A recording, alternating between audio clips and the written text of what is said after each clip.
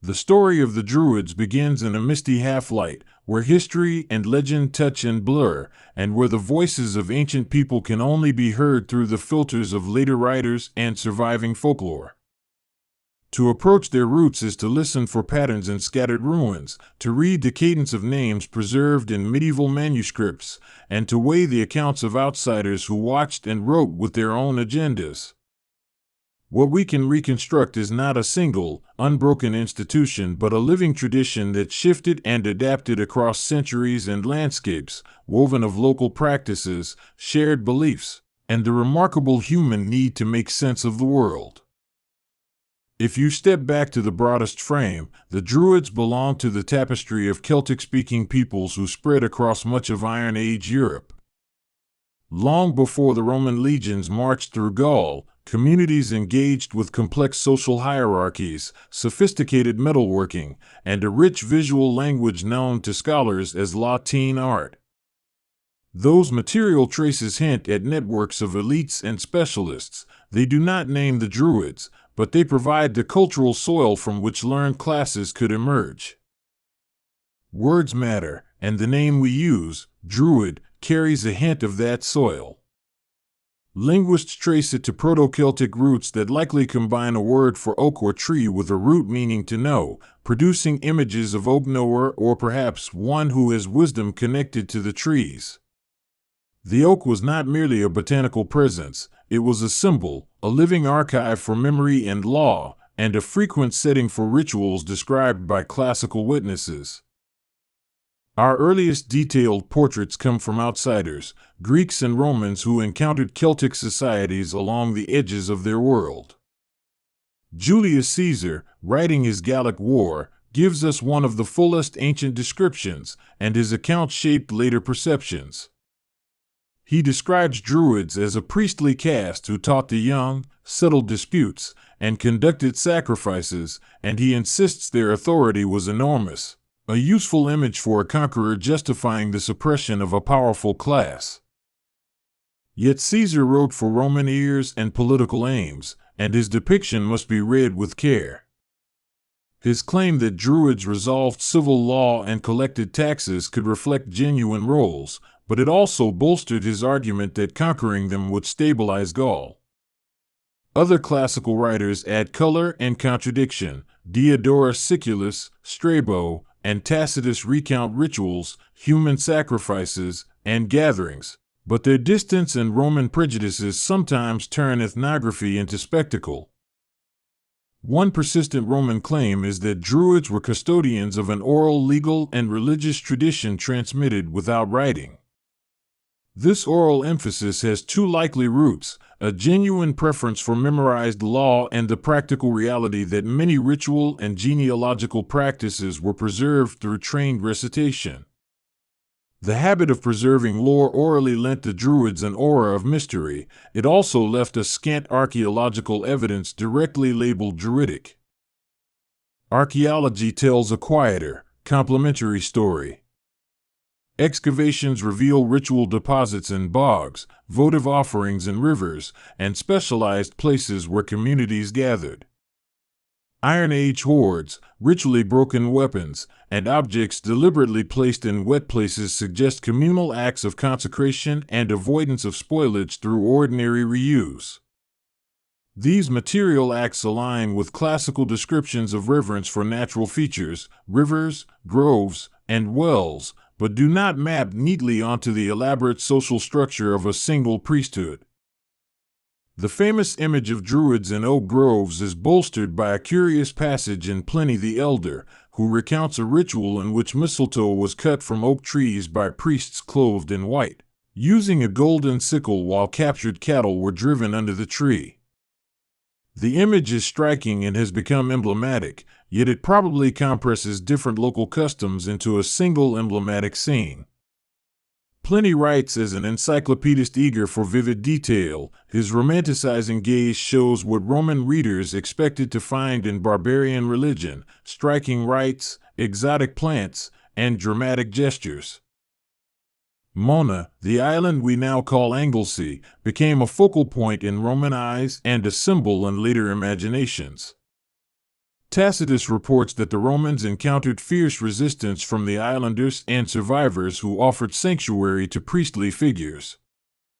In the aggressive campaigns of conquest, Roman commanders targeted groves and sanctuaries as sites of political resistance, burning shrines and dispersing assemblies in ways that both undermined native practices and left a scarred memory recorded in Roman annals.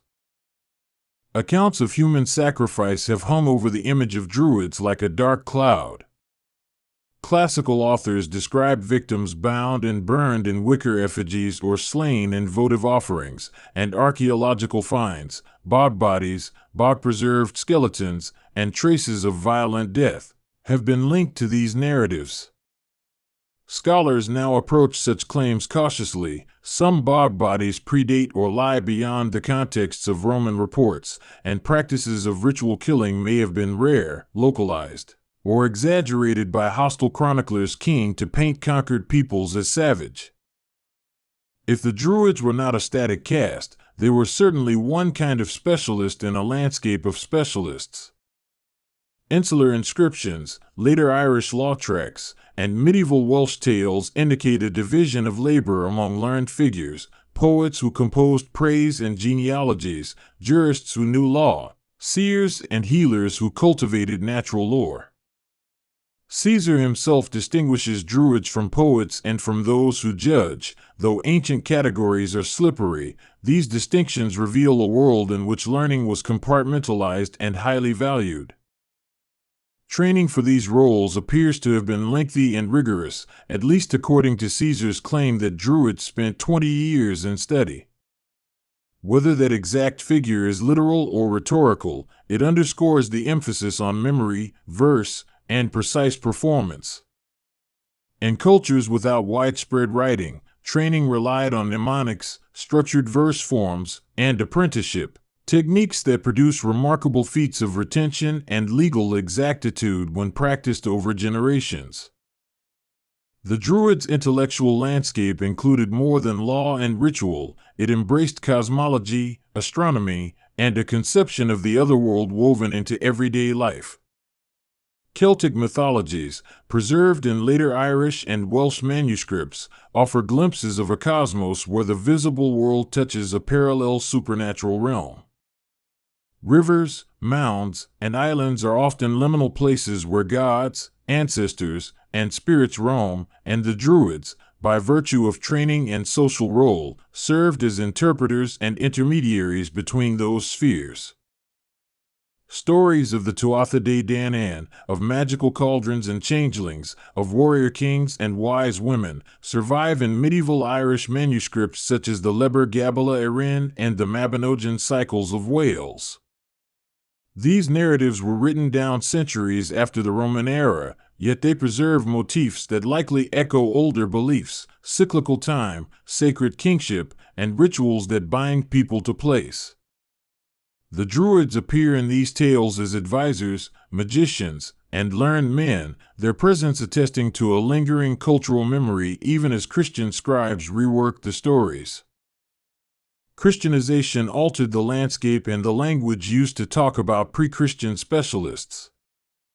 Missionaries and clerics described former priests as magicians or wise men, sometimes incorporating their functions into new Christian roles or demonizing them in sermons.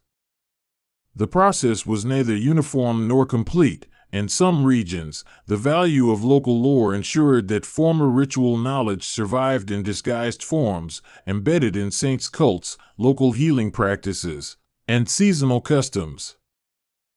One of the most striking continuities appears in the festival calendar. Samhain, Imbolc, Beltane, and Lugnasad, festivals tied to harvest cycles, pastoral calendar, and seasonal thresholds, are recorded in Gaelic sources and likely had deep roots in earlier practice. These quarter-day and cross-quarter gatherings structured agricultural life, legal processes, and social exchange, and their persistence suggests the endurance of communal rhythms even after formal priesthoods were displaced.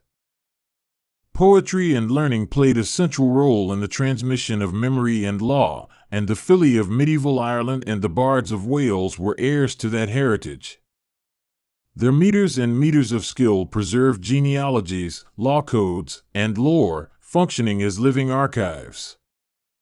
To master those arts was to own social power. Poets could praise and blame, make reputations or expose faults, and their words held legal weight in a society where reputation and lineage mattered deeply. The archaeological picture of sacred landscapes reinforces the idea that Druids and their equivalents occupied particular kinds of space. Standing stones, enclosures, pits, and specially arranged deposits suggest repetitive acts of attention to place. Ritual landscapes were dynamic. A riverbank might be both a practical crossing and a site of recurring votive deposition. A hilltop might host annual gatherings and rites of passage as well as strategic defense. Metalwork and visual art from the Latine period convey a symbolic language that likely intersected with religious meaning. Spirals, mirror motifs, and stylized animals appear on daily objects, but also on items used in ceremonial contexts. Such motifs may encode cosmological ideas about cycles, dualities, and connections between the human and the animal worlds. Visual intelligence functioned alongside oral lore in guiding a community's sense of order. Within that visual and ritual order, certain objects acquired sacred status. Torques, cauldrons, and weaponry show up in votive contexts and in elite burials, where their placement signals not mere wealth but a narrative of identity and obligation. The renowned Gundestrup cauldron, though found on the periphery of the Celtic world, presents iconography of deities, ritual scenes, and possibly a pantheon whose raw outlines match stories recorded centuries later. Yet the Druids are not only ancient, static figures preserved for our wonder. The early medieval period reveals the transformations that occurred as local elites negotiated new power structures under Roman, then Christian, influence. Kingship itself evolved, and new literate institutions, monasteries, became centers of learning. In Ireland and Wales, some aspects of learned culture were absorbed into ecclesiastical frameworks, where monks copied and adapted oral material into manuscripts, safeguarding fragments otherwise lost. This manuscript tradition is a double-edged gift. On the one hand, texts like the Táin Bua Caonge, the Mabinogion, and legal tracts preserve narratives and social practices that illuminate the world from which Druids emerged. On the other hand, they were produced by Christian scribes who reshaped pagan material to suit new theological and moral frameworks. What survives is therefore a palimpsest, old beliefs under new language, revealing and concealing at once. Through the medieval lens, the figure of the Druid often became a stock character in legendary histories, a magician, advisor, or sometimes a dangerous antagonist to Christian order. Medieval writers used the trope to negotiate local identity, sometimes claiming native wisdom as a precursor to Christian learning and at other times condemning it as demonic. This shifting portrayal kept the idea of the Druid alive in cultural memory, even as the original institutions faded from view. The early modern imagination reinvented the Druids yet again. Antiquarians and poets of the Renaissance and Enlightenment combed classical sources and local folklore, looking for a noble, ancient priesthood that embodied a primitivist ideal. Figures such as Iolo Morgan in Wales in the late 18th century blended scholarship and creative invention, producing rituals and genealogies that would feed a romantic vision of a noble, nature-centered spirituality. Those romantic reinventions lay the groundwork for organized Druidic revival in the 19th century. Orders with names like the Ancient Order of Druids and later the Order of Bards, Ovates, and Druids emerged from a mixture of scholarship, nationalism, and the era's fascination with antiquity. They often staged ceremonies in stone circles and groves, reimagining ancient rites to suit modern spiritual and social needs, and in doing so they forged a continuity more performative than strictly historical. Modern archaeology and Celtic studies have complicated and nuanced these revivals. Scholars emphasize diversity across time and space. The Druids of Iron Age Gaul were not identical to the learned men of Iron Age Britain, nor were either fully mirrored in medieval Irish Philly. Patterns recur: veneration of place, hierarchical learning, ritual specialists, but the details were localized and mutable, shifting as demands and conditions changed. Linguistic traces, too, complicate simple narratives. The word Druid is a later label imposed by outsiders and often by scholars eager for a single category. Native speakers used a range of terms for learned people: Fili, Drui, bards, each carrying its own connotations and social roles. The temptation to fit these distinct offices into a neat priestly mold obscures the messy reality of human institutions that adapt to local politics, economy, and belief. Religion, as we see in this history, is never merely a set of beliefs. It is a technology of social cohesion, a way of regulating conflict, remembering ancestors, and defining identity. Druids and their analogues performed functions that helped hold communities together, arbitrating disputes, composing praise and satire that regulated elite behavior, ritually legitimizing kings, and offering frameworks for death and the afterlife. In doing so, they embedded moral and legal codes and performances that everyday people could recognize and respond to. The comparative horizon of Indo-European studies invites provocative parallels.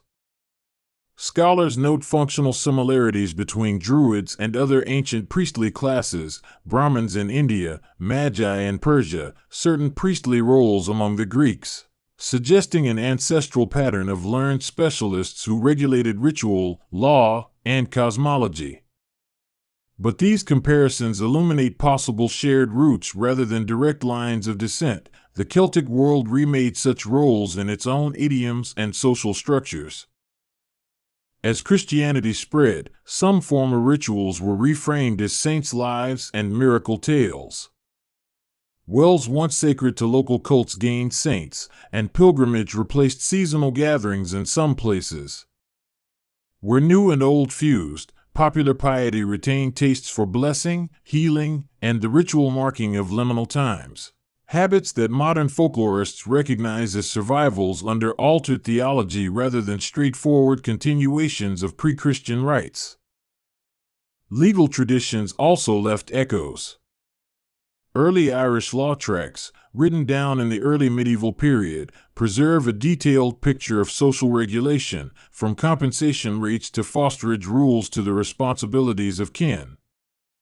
These tracts testify to an ordered society where reputation and obligation mattered, and where specialized roles, judges, poets, custodians of law, had institutional weight.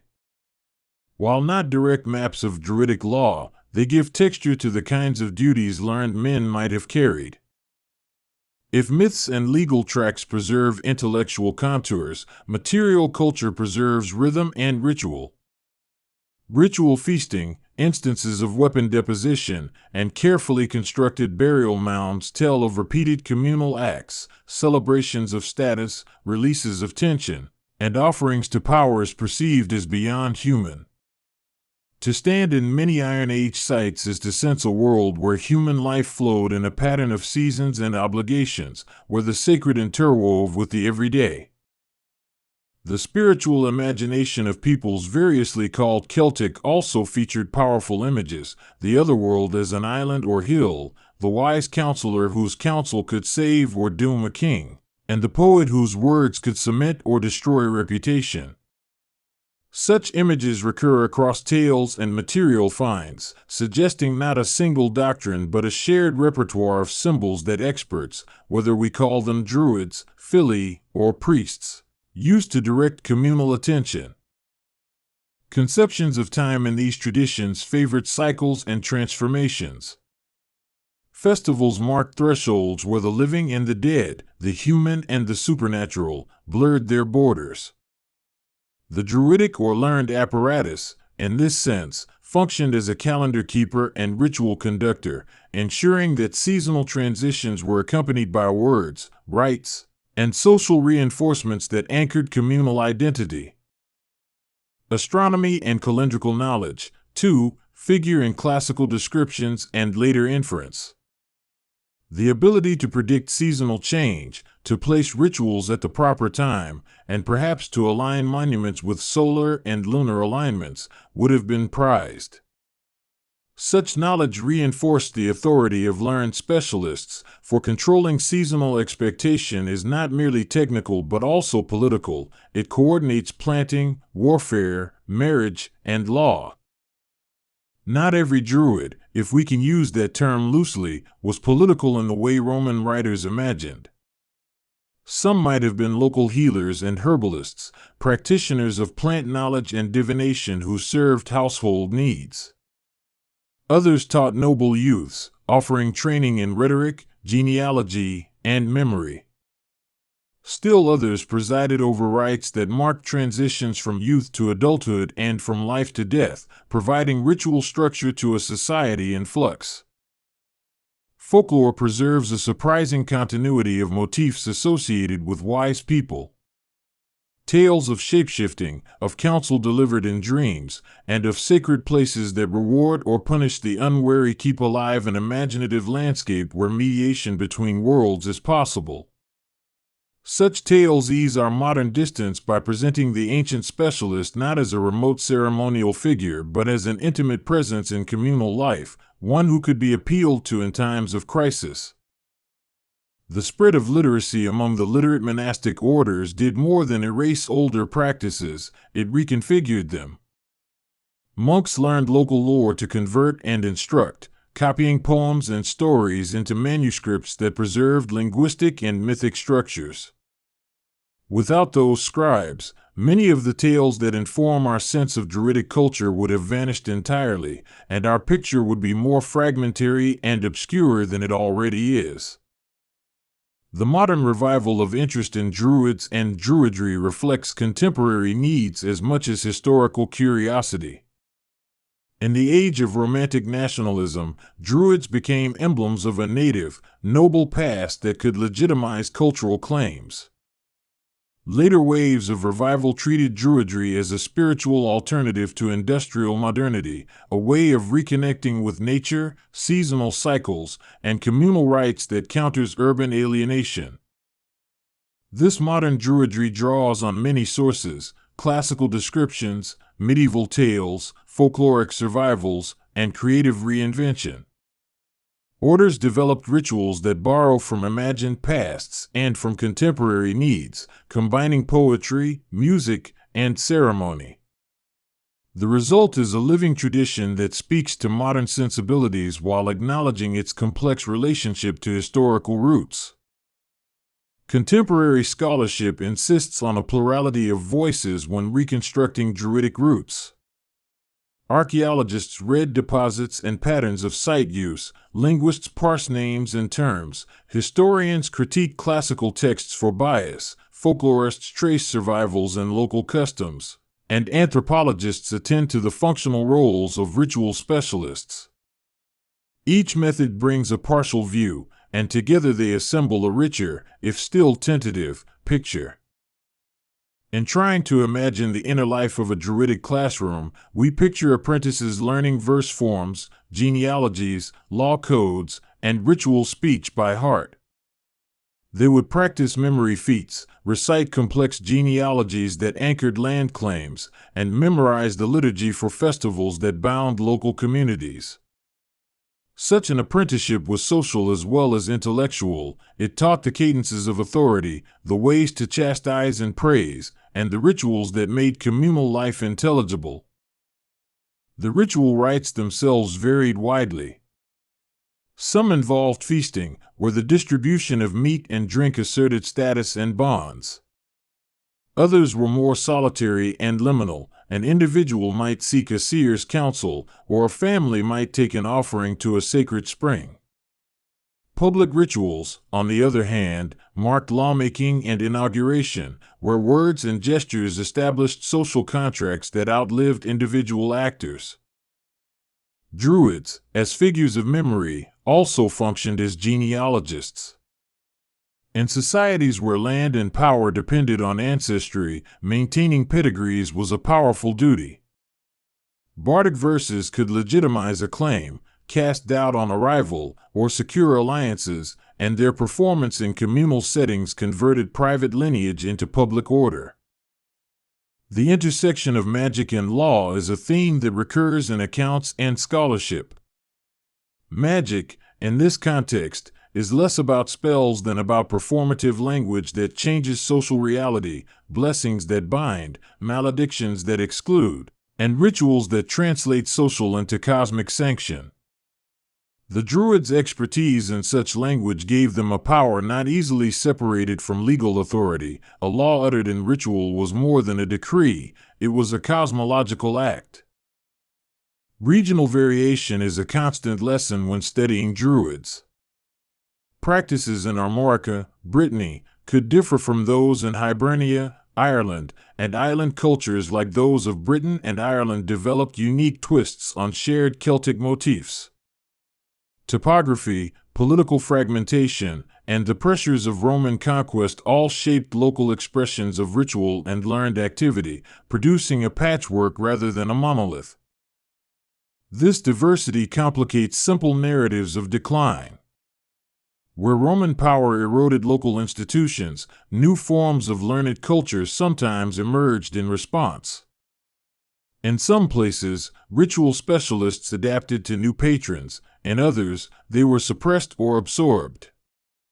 The survival of particular customs often depended on pragmatic alliances with local elites willing to sponsor memory keeping as a source of legitimacy.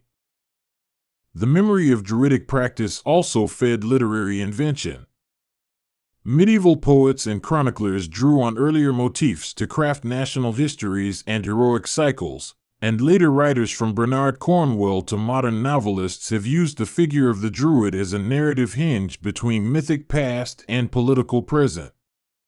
Fictional Druids often embody anxieties about progress, colonialism, and cultural survival, showing how the ancient figure continues to say things about modern concerns.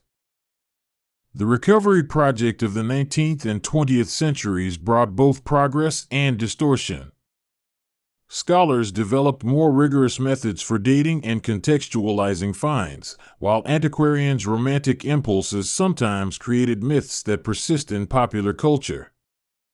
The interplay between academic caution and popular imagination is ongoing. It produces both a guarded respect for evidence and a lively, if sometimes fanciful, public mythology. Religious change is never purely top-down. The persistence of ritual habits among ordinary people, seasonal foodways, rites of passage, and local devotions meant that memories of older structures could be invoked when useful. Witch trials and inquisitions across Europe revealed tensions in how authorities handled residual beliefs, and in the Celtic lands the transition to Christian regimes was negotiated in myriad local ways. One of the most enduring puzzles is the extent to which Druids were exclusive to elite classes. Classical accounts emphasize their control over noble education and law, but many ritual specialists also served ordinary households. The truth likely lies in a spectrum. Elite Druids taught elites and settled disputes among them, while less formal practitioners served village needs and family rites, forming a layered ecology of ritual expertise. Genetic and linguistic data illuminate migration and contact patterns but tell us little about belief. What they do show is that Celtic languages and peoples were part of extensive networks across Europe and parts of the Mediterranean, facilitating exchange of ideas, goods, and ritual forms. These networks provided the scaffolding for shared motifs, even as local communities reshaped them to fit specific ecological and social contexts.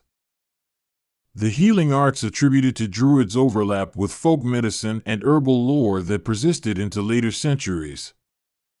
Healers used plants, charms, and ritual acts to treat wounds, protect against evil, and mark life cycle events. Such practices were pragmatic as well as symbolic. They drew on empirical observation of plants' effects even as they framed treatment within a spiritual worldview. In the imaginative life of later readers, Druids often become guardians of an ecological ethic, a reverence for place, and a sense of human embeddedness within a living landscape. While romanticized, this image points to a real sensitivity in many pre-modern societies. Ecological knowledge was part of ritual expertise because survival depended on it. Seasonal rites regulated resource use, and taboos around certain places functioned as forms of conservation long before the word existed. Modern Druidic movements, while often inspired by ancient motifs, are also responses to contemporary spiritual search. They incorporate environmental activism, meditative practices, and communal rituals designed to forge connection in an atomized world. Their ceremonies, whether performed in woodlands or urban parks, aim to rebuild a sense of belonging that industrialized modernity disrupted. Scholars continue to debate the degree to which we can speak of Druidry as a single religious system. Many resist the convenience of a single label for practices that varied through time and space, arguing instead for a pluralistic understanding of learned cultures. That caution does not deny the existence of a recognizable profile, specialists who mediated between people and the unseen, but it refuses to flatten diversity into a monolithic template. As we accumulate more data, radiocarbon dates, palynological studies, reanalysis of bog deposits, and ever more nuanced textual scholarship, the picture becomes both richer and more complex. New discoveries shift our sense of chronology and practice, revealing continuities in some regions and surprising ruptures in others. This living field of research reminds us that history is an ongoing conversation between past traces and present questions. The Druids' roots are thus a braided story of place, memory, and adaptation. In one strand runs the continuity of seasonal rites, memory practices, and the social functions of learned specialists. In another runs the disruptive force of conquest, conversion, and reform that transformed institutions while preserving certain functions beneath new forms. Where strands cross, new patterns emerge that shape medieval and modern cultures alike. To travel in imagination through the spaces where Druids once practiced is to attend to subtle markers, the curve of a river sacred for generations, the hollow of an ancient oak that may have been a ceremony's axis, the sound of names recited to hold a lineage intact. These are not mere sentimental details, they are social tools that bridge the finite lives of individuals and the longer rhythms of community. The Druid, whatever exact form the title took, was one of the skilled artisans of that bridge. Listening for echoes of Druidic practice and later folk customs reveals how religious sensibilities are repurposed. A saint's well, a midsummer bonfire, a pattern of blessing livestock, each can carry a residue of older ritual meaning even as its overt theology changes. The process is messy, adaptive, and often creative. Communities preserve functional aspects of ritual that answer persistent human needs while reshaping their language and symbolism. For the modern listener, the appeal of the Druid lies in this hybridity. The figure stands at an intersection of history, myth, and practice, inviting us to imagine ancestors whose lives were threaded with ritual intelligence and whose ceremonies organized both private grief and public order. In that sense, Druids are not merely relics of a vanished religious order, they are templates for how cultures cultivate knowledge, memory, and moral authority. Understanding the roots of the Druids also invites humility about claims of recovery. We can reconstruct patterns, suggest plausible practices, and trace long arcs of continuity, but the specifics of many ceremonies, the exact phrasing of rituals, and the lived interiority of practitioners remain mostly beyond retrieval. This limitation is not defeat but a reminder of the imaginative work historians and listeners must perform with care and respect. The Druidic world, as we can perceive it, balanced reverence for natural place with ritual technologies of memory and a social architecture that made law and genealogy performative acts. Learned specialists mediated uncertainty about weather, about lineage disputes, about health, through words and rites that made reality more predictable and socially enforceable. Their authority depended not only on esoteric knowledge but on communal recognition of that knowledge's utility. Across centuries, the Druidic image has been transformed by conquerors, clerics, antiquarians, and poets. Each rewrote the figure to suit new narratives, a symbol of barbaric resistance for Roman writers, a stock character in medieval chronicles, a noble savage for romantic poets, and a spiritual ancestor for modern seekers. These layers of interpretation complicate the search for origins but also enrich the cultural afterlife of the Druids. If we must name a root, it is the human need to order time, to anchor identity in story, and to sacralize the places where life unfolds. The Druids, however named and however local their practices, were specialized answers to those needs. They taught, judged, sang, healed, and performed the rituals that stitched individual lives to communal narratives, ensuring continuity in a world of change. Their memory survives in unexpected ways, in place names, and archaic laws that record a society's priorities, and hardy folk tales that refuse to die, and in the modern landscapes where people still find meaning in trees, stones, and seasonal cycles. Study and imagination together can evoke the contours of a tradition both ancient and adaptable, rooted in ecological intuition and social necessity. The narrative of the Druids is not a closed book but an unfolding conversation between the material traces left behind and the questions we ask today.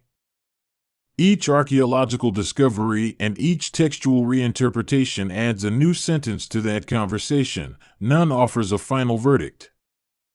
What remains constant is the image of learned specialists who bridged worlds, human and divine, present and past, through performance, memory, and the reverence of place. Listening to this history is to accept complexity, to hear Roman accounts and then hear their biases, to read medieval manuscripts and then hear the Christian cautions, to see votive deposits and then imagine the human hands that placed them. The Druidic roots are thus both visible and veiled, requiring us to balance evidence and imagination as we reconstruct a world that belonged to people who lived in different rhythms from ours. Finally, the roots of the Druids remind us that culture is cumulative and adaptive. Practices that served ancient needs were reshaped by conquest, by conversion, and by cultural exchange, and they continue to be reshaped today. In the oak's long shadow, we can glimpse continuity and change braided together, ritual knowledge passed along, reinvented, and always directed toward making human life intelligible in a world that is at once generous and perilous. There is a hush that falls when one steps beneath the canopy of an old grove, a soft lowering of the world into a kind of attention that feels like reverence. That hush is the beginning of our story, and it is the place where the world of the Druids comes into clearest focus, not in marble halls or written codices, but in living places of trees, mist, and quiet earth. Listen for the footfall that does not disturb so much as mingle with the soft rot and root, the creak of branches conversing with wind. These are the textures that shaped a spiritual imagination. From these textures grew rites and rhythms that governed seasons, births, deaths, and the very law of community for many centuries. To speak of Druids is to speak of people who stood at the threshold between ordinary life and a sacred geography, who read signs in leaf and star, and who held ceremony where the land itself felt alive. The sacred grove, in this sense, is not merely a place of worship but a classroom, a courtroom, a theater, and a sanctuary all at once. It is where the Druid practiced law by the shade of oak, where vows were sworn and oaths remembered by the listening trees. Across landscapes from Iberia to the Scottish Highlands and from Ireland to Gaul, groves were marked by a hush and an architecture of living things rather than stone. Our earliest glimpses of these practices come from outsiders, Roman generals and Greek travelers, whose words are both invaluable and oddly colored. Julius Caesar, writing in his account of the Gallic Wars, described sacred groves and the role of Druids as judges and teachers, emphasizing their influence and the Roman mixture of fascination and fear. Roman writers found it hard to place these figures within their own social categories, calling them priests, philosophers, and sometimes lawyers, because Druids performed functions that cut across such divisions. While these accounts provide structure, they must be read carefully, knowing that what Romans saw through their own lens may have missed subtleties lived and understood within Celtic communities. Beyond these classical impressions, the indigenous records, poems, genealogies, law tracts, and mythic narratives preserved in medieval Ireland and Wales offer a richer texture that leans toward the poetic. The medieval Irish texts are a few centuries later than the classical accounts, but preserve a long oral memory, filled with stories where trees converse, where poets and seers shape fate, and where sacred places pulse with agency. Names like Ogma and Amergin appear as poets and lawgivers, figures who give language and order to a world already alive with personhood.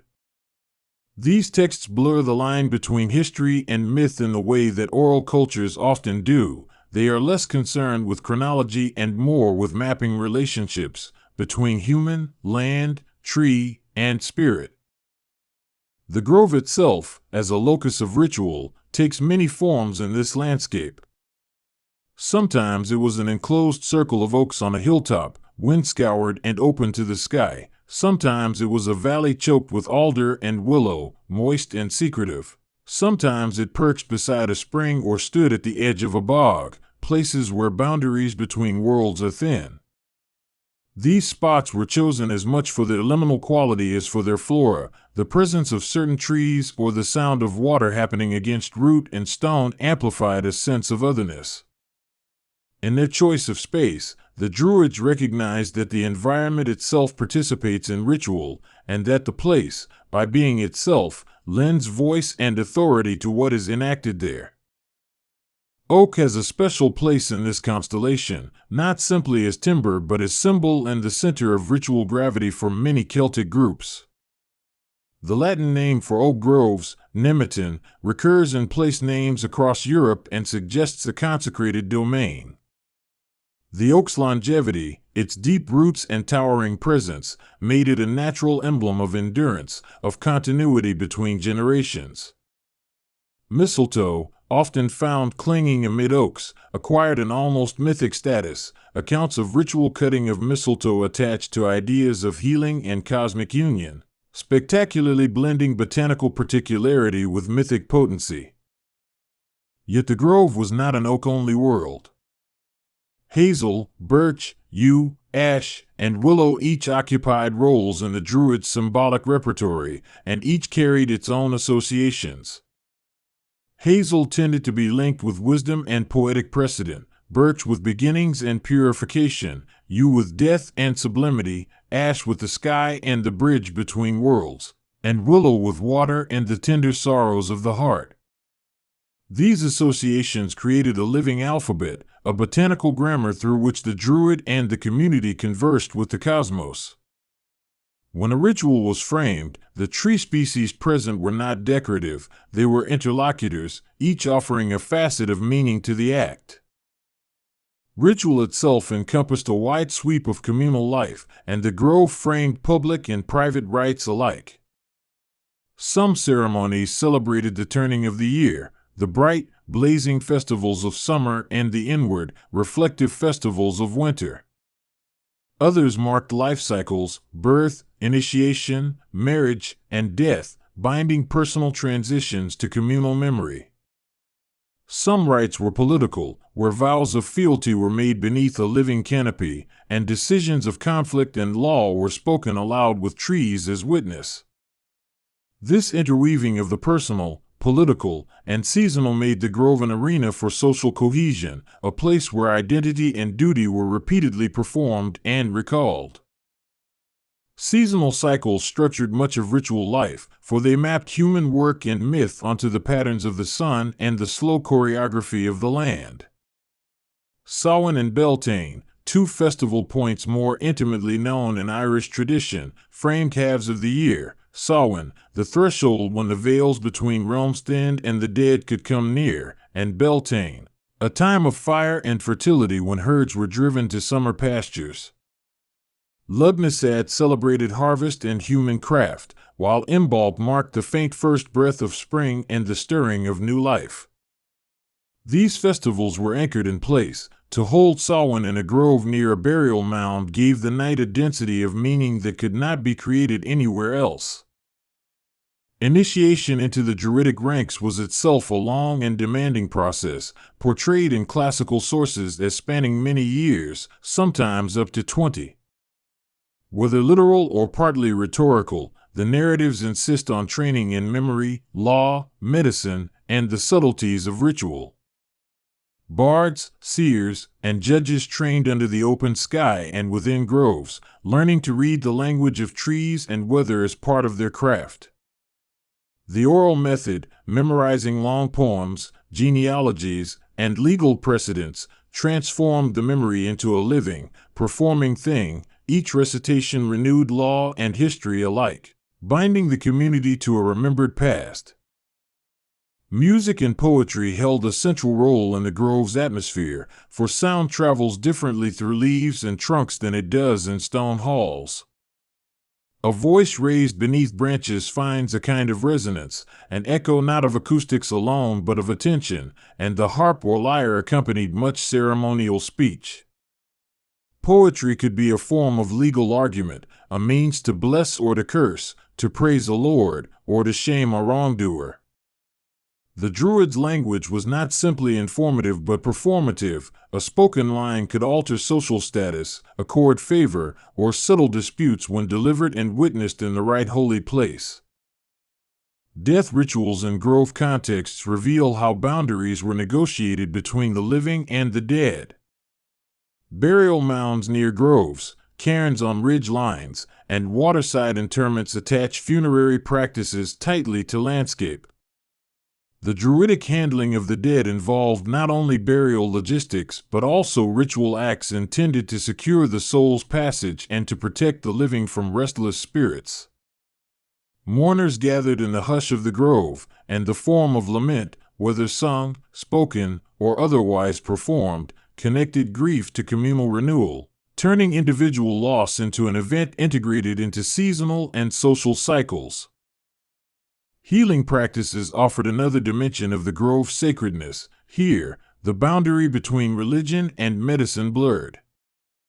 Herbal knowledge passed through Druidic lines identified plants and their curative uses, while the grove itself provided a clinic of sorts, where the sick could be treated amid sympathetic living presences.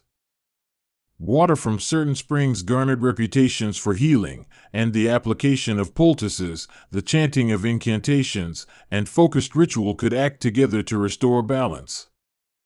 Healing was a social act, too, since a healed body returned to the field and household. The Druid's skill maintained the communal web of livelihoods. Trees functioned as memory banks in a literal and metaphorical sense, their rings marking years and their trunk scars recording storms and lightning strikes. A grove could be read like a chronicle when one knew how, and the Druids' attunement to these textures shaped a culture of long-term thinking. Land tenure and seasonal rites, who grazed where and when, were often encoded in stories tied to specific trees or places. To disturb a marked tree was to risk social chaos and a breach of memory. The Druid was custodian of such stories, keeping legal precedents and genealogical claims alive through retelling beneath branches that had borne witness for lifetimes. The material culture of sacred groves, altars of stone or wood, carved pillars, standing stones, often complemented living architecture. In places we can still visit, like the stone circles that persist across Britain and Ireland, the intersection of stone and tree suggests a long negotiation between permanence and life. Stones anchor a landscape visibly and immovably, while trees provide a living, changing witness.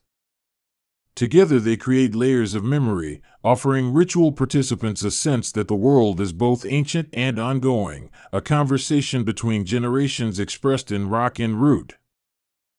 Mistletoe, perhaps more than any other plant, has a particularly theatrical place in ancient accounts. Its sudden appearance in the oak's branches was often interpreted as a sign of the sacred. Classical descriptions of mistletoe being cut by a white-clad priest with a golden sickle capture an image that has worked its way into modern imagination. Whether such ceremonies were widespread or represent a localized tradition embroidered by Roman observers, the power of mistletoe as symbol endures. It is a plant that grows between worlds, literally in the canopy above, and thus becomes apt for rites concerning fertility and cosmic order. The lore-related roles of Druids shaped not just spiritual life but governance, with certain assemblies convening under trees as places of adjudication. A grove could thus be a court as well as a chapel, where oaths were sworn and judgments pronounced, with trees serving as immemorial witnesses to agreements. These legal assemblies, what Romans sometimes called concilia, regulated everything from theft to homicide, and their procedures linked local custom to broader social cohesion. The Druid's voice, when raised in judgment beneath a canopy, carried weight because it was rooted in both legal training and the authority of place. A distinctive aspect of Druidic ritual is its reliance on secrecy and controlled transmission. Certain teachings were reserved for initiates, spoken under oath and within the protective presence of the grove. This secrecy served multiple functions. It preserved the group's knowledge, maintained social boundaries, and perhaps most importantly, created a sense that what took place in the grove was not merely procedural but transformative. Initiatory rites often involved tests of endurance, memory, and moral steadiness, where the aspirant's relationship to fear and silence was refined in the presence of living witnesses. Shamanic qualities are sometimes attributed to Druids, for their practices involved altered states, visions, and journeys between worlds, modes of perception not open to ordinary waking life. These experiences could be provoked by fasting, exposure, rhythmic sound, or the ingestion of certain plants, though scholars debate how widespread pharmacological techniques were. Whether by trance or disciplined imagination, Druids cultivated the ability to perceive limits differently, to access what they understood to be the deeper currents of fate and of land. Vision, then, becomes another way in which the grove is not merely a backdrop but an instrument for accessing other orders of meaning. The grove also hosted performative exchanges between humans and non-human entities, offerings of food or crafted goods to springs and trees, petitions delivered aloud, and symbolic gifts left at marked routes. Such offerings reinforced mutual obligations. The community fed the land and in return received abundance and protection. The practice evidences a cosmology that is reciprocal, not dominative, where human prosperity depends on the continued well-being of the places and their unseen denizens. This reciprocity shaped farming calendars and household practices, making the grove a center of ecological ethics long before the term existed. As Christianity spread across the Celtic world, the grove became a site of contestation as well as synthesis. Missionaries expected holy places to be refashioned or destroyed, but often they were repurposed. A sacred tree might acquire a saint's name, a grove might be incorporated into a churchyard, and rites of the land were reframed in Christian language. Such syncretism allowed older customs to survive under new doctrinal forms, leaving traces that medieval writers sometimes noted with a mixture of approval and anxiety. The transformation did not annihilate the underlying sense that certain places were powerfully alive. It adapted that sense into a new spiritual vocabulary. Medieval hagiographies and legal tracts record moments where remnants of the older tradition assert themselves in the new religious landscape, and these accounts are often telling in their unease. Irish annals sometimes recount how local lords and communities continued to honor thresholds of place and seasonal rhythms despite ecclesiastical prohibitions. Monasteries built near springs and groves implicitly acknowledged the magnetic pull of these sites, recognizing that spiritual life in these regions required some accommodation with long-established practices. In many ways, Christianity and the old practices engaged in a long and uneven conversation rather than a clean replacement. The archaeology of sacred groves is a subtle discipline because living wood decays while stone remains, so archaeologists look for clues, pollen traces, landscape patterns, and placements of burials and ritual deposits. Wetland sites preserve organic matter best, and such bogs have yielded offerings that hint at ritual acts, deposited weapons, crafted objects, and human remains that suggest sacrifice or votive giving. These finds complicate one-dimensional narratives of peaceful groves by revealing acts of violence or the deliberate deposition of valuable items as offerings to the land. Archaeology thus deepens our understanding while leaving interpretive space open, telling us what was present without always revealing the full meaning as understood by those who lived it. The mathematics of sky and land weaving through Druidic practice emerges in alignments and calendar observances. Groves and stone alignments frequently mark solstices and equinoxes, creating performance spaces for astronomical ceremonies where light and shadow become theatrical partners. Newgrange in Ireland and certain stone rows in Britain demonstrate an exquisite attention to solar events, and while not all such monuments are Druidic in a straightforward sense, they reveal a cultural attention to celestial cycles. Druids, as custodians of seasonal knowledge, were likely drawn into managing calendars and ceremonial timings, making them essential to agricultural planning and ritual life. Regional variation colors everything we say about Druids and groves. The groves of Gaul, described by Latin authors, differ in certain particulars from the groves of Ireland and Scotland preserved in later medieval literature. In Gaul, large-scale sanctuaries with many attendants appear, whereas Irish and British contexts emphasize poetic tracts and genealogies tied to place. Brittany and Galicia preserve distinct local practices that echo wider Atlantic cultural patterns, while highlands and islands show adaptations of grove practice attuned to wind and water. This diversity resists any monolithic picture and invites attention to the local genius of sacred sites. The social status of Druids could vary, from itinerant teachers and counselors to fixed advisors within a royal court. Some acted as mediators in disputes between clans, others as ritual specialists called during crises, and some served as poets whose words could make or unmake reputations. Their authority derived from memory, eloquence, and perceived access to wisdom, and in many communities the Druid's voice was the link between human intention and the legal and cosmic orders. That voice, trained under the open sky, carried the weight of ancestral precedent and the immediate authority of a place revered across generations. Druidic cosmology often imagines the world as layered, a visible realm of living things, an invisible realm of ancestors and spirits, and often an intermediary realm of poetic or prophetic insight. Trees and groves act as bridges across these layers, their roots reaching into the underworld, their trunks grounded in the present, and their branches touching the sky. Rituals exploit that verticality, staging movement from one world to another through gestures, song, or symbolic journeying.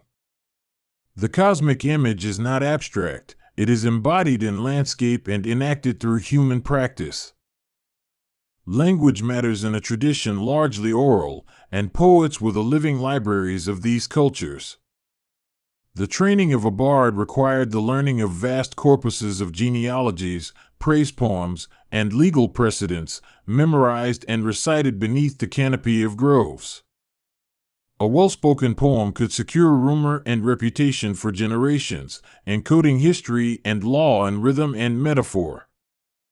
Because these poems circulated by performance, they evolved with each telling, making language itself a living, adaptive element of ritual practice. The roles of women in grove-centered rites are diverse and weighty, though often underrepresented in classical accounts written by men. Medieval Irish literature preserves women as poets, seers, and occasionally as leaders of households that maintained sacred places, suggesting a more nuanced gender dynamic. Goddesses and female figures appear in myth as custodians of land and sovereignty, and certain rites of fertility and initiation involve women centrally. Such presences remind us that grove culture contains a plurality of voices and that authority could take many forms, not all male or clerical in the sense Roman observers expected. Folklore that persisted into modern times preserves echoes of grove practice and local customs, tree festivals, saint tree associations, and household rituals that retain the soil memory of pre-Christian rites. Even where explicit religious meaning faded, practices such as leaving bread at a well or tying cloth to a tree maintain a sense that certain places are charged and that small acts can communicate with forces beyond ordinary sight. These survival traces offer a story of cultural resilience, showing how communal practices can be adapted and reinterpreted across centuries without losing their essential texture. The 19th century's antiquarian fascination with Celtic pasts reshaped modern imagination of Druids and groves, producing romance as well as scholarly interest. Victorian poets and artists romanticized Druidic garb and ceremonies, sometimes inventing dramatic tableaus that had little basis in the archaeological record. Yet this cultural revival also stimulated a rediscovery of ancient sites, preservation efforts, and a real attentiveness to landscape as cultural heritage. The revivalist lens complicated the picture. It made Druids visible in popular culture but also introduced an invented tradition that would evolve into modern neo-Druidic movements. Modern neo-Druidry draws on this long history and reconstructs practices for contemporary life. It is plural and often explicitly ecological, emphasizing relationship to place, activism for conservation, and ceremonial life that honors seasonal cycles. Some groups aim for historical reconstruction, while others freely innovate, synthesizing old forms with modern spiritual needs. These communities often gather in groves or arboreta, adapting ancient patterns to urban parks and new landscapes. The modern grove thus becomes a site of both memory and invention, a place where deep-time sensibilities meet present-day urgencies. Controversy attends any attempt to recreate ancient ritual precisely, because textual records are uneven and archaeology is interpretive. Scholars and practitioners debate which practices can be authentically continued and which are modern creations inspired by fragments.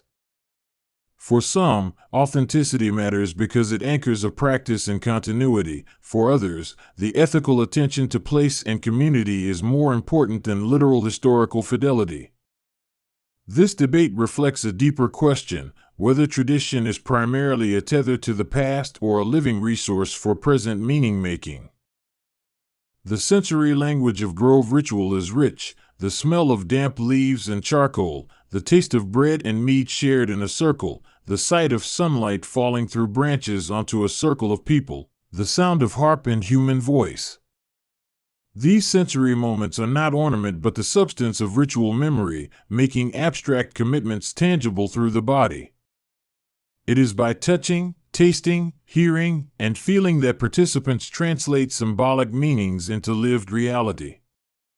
Ritual, then, is a technology of embodiment, translating belief into action that can be felt in breath and pulse.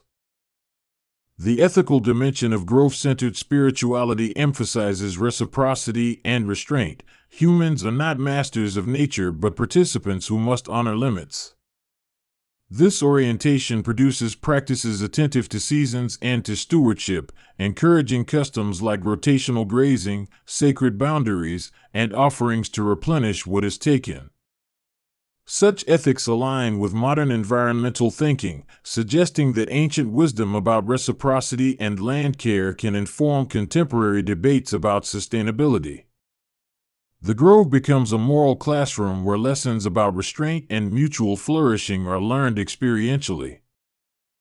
Language of law associated with Druids shows a remarkable integration of spiritual and civic order. Laws were not merely penalties but woven into ritual repetition that reminded people of mutual obligations. Legal shame or praise delivered in groves had social teeth, and community enforcement was as important as formal sanction. Because law in such contexts is performative, the repetition of legal formulae in ritual carries normative force that evolves over time. The Druidic lawkeeper, then, mediated between cosmic, communal, and personal realms through acts that were as much ceremonial as juridical. The relationship between Druids and kings involved a delicate alliance. Kings required legitimacy that often derived from ritual sanction, while Druids needed patronage and protection to continue their teaching. Coronation rites sometimes took place at recognized sacred sites, where the king's vow was affirmed by trees and ancestors. The exchange was political and symbolic. Kingship became a placeholder of harmony between land and people, with the Druid as guarantor of that covenant. When political structures shifted, the role of ritual in legitimating power sometimes transformed too, but the coupling of spiritual and temporal authority left deep marks on culture. In mythic cycles, sacred groves appear as thresholds where heroes encounter otherworldly beings. They meet sovereign maidens, hag figures, and animal guides who offer quests or tests. These mythic encounters encode psychological transformation, using landscape as a mirror for inner change. The hero who navigates the grove's liminal spaces returns with knowledge or power that serves the community, and such narratives reinforce the grove as a site where private trials become public goods. Myth, therefore, functions as a moral ecology, teaching how courage, wisdom, and restraint are cultivated in places that demand attention. Art and material culture arising from Druidic contexts reflect an aesthetic attuned to interconnection. Knotwork and spirals suggest ongoing cycles, and representations of trees and animals emphasize continuity between realms. Manuscripts and carved stones from medieval insular contexts preserve motifs that likely have deeper antecedents, echoing visual languages that once decorated groves and ritual objects. The persistence of certain symbols across centuries testifies to the depth of these images in popular imagination, showing how visual language can carry meaning across transformations of religion and politics. The psychological impact of participating in grove rituals is profound because such participation weaves individual stories into larger narratives. A person who undergoes initiation under a tree often reports a felt continuity that surpasses personal biography, a sense of being one with a lineage that extends backward and forward in time. Ritual transforms identity by mapping it onto community and landscape, providing a stable reference point in a changing world. For many, this psychological anchoring is as important as doctrinal belief. It is the feeling of being held by something enduring. Ecological knowledge embedded in Druidry combines practical techniques with symbolic understanding. Soil types, crop rotations, animal behaviors, and seasonal cycles were all part of a crafty body of knowledge. This know-how allowed communities to survive in challenging environments and to steward resources across generations. The Druid's role as advisor in such matters bridged practical needs and spiritual cosmology, making ecological stewardship a form of sacred duty. In this way, The grove functioned as a living laboratory where place-based knowledge was taught, tested, and transmitted. Contemporary interest in groves and druidry often intersects with activist movements concerned with land rights, conservation, and indigenous knowledge. Practitioners today may use grove ceremonies to rally public support for protecting woodlands or sacred sites, tying ritual performance to civic advocacy. This blend of spiritual practice and public action echoes historical patterns where sacred places were bound up with communal well-being and governance. The modern grove, then, can be a node of both inner transformation and outward commitment to environmental justice. Languages recorded in medieval texts give us glimpses of terms used for groves and rites, terms that carry connotations lost in simple translation. Words like Nemeton, Druids' procedural names, and poetic epithets for trees preserve a conceptual world where naming is itself a form of power. Etymology often opens doors into meaning because the choice of word reveals what aspects of the sacred were emphasized: sanctuary, judge, learned person, or poet. These lexical traces help reconstruct the lived semantic field surrounding groves, showing that language and place were interdependent. The ritual calendar required careful management. Traders, herders, and farmers all depended on the timing of public festivals for economic and social coordination. Festivals directed labor and leisure, allocating time for communal slaughtering, grain processing, or seed sowing in ways that sustained the social economy. The Druids' calendrical role made them indispensable, for the wrong timing could ruin harvests or create social strain. Thus, the care of time itself became one of the Druids' most practical functions, a bridging of the symbolic and the economic. Stories of conflict between conquering powers and grove cultures show how sacred places can become sites of resistance and identity. Destroying a grove was not merely military strategy, it was an attack on social memory and cohesion. Conversely, defending a grove could be an act of political solidarity, rallying people around a shared sense of place. Such moments illuminate how religion, land, and power are entwined, and how sanctuaries of trees can become charged with political as well as spiritual meaning. The pedagogy of Druidic learning favored long apprenticeship and social embeddedness rather than detached scholasticism. Knowledge was taught in context, often through story and performance, making each lesson bound to place and moment. The student learned law by watching how elders mediated disputes under a tree, learned medicine by gathering herbs at the appropriate season, learned poetry by reciting in the grove's echo. This embodied pedagogy produced wisdom that was practical, memorable, and directly relevant to communal life. In remembering the Druids and their sacred groves, we must also acknowledge the limits of our knowledge and the hazards of romantic projection. The fragmentary nature of sources means that any single picture is partial, assembled from stones, pollen, a Roman account, and medieval poetry. Yet the cumulative result is a coherent sense that groves were central in a way that shaped law, nurtured art, organized social life, and anchored cosmological imagination. Accepting ambiguity allows us to appreciate the depth and complexity of a tradition without pinning it to a simplistic stereotype. What remains most compelling about the grove as the spiritual heart of Druidry is its insistence on relational thinking. Humans are part of a community that includes trees, rivers, stones, and ancestors. Ritual practices enacted this relationality, emphasizing reciprocity and attentiveness rather than domination.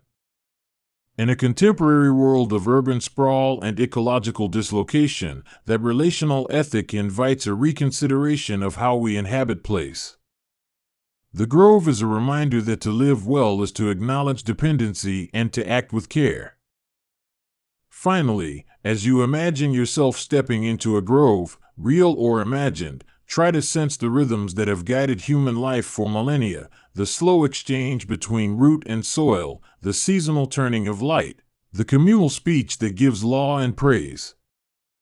In that imagined hush, you can hear a line of voices stretching back into history, each adding nuance to what it means to be rooted.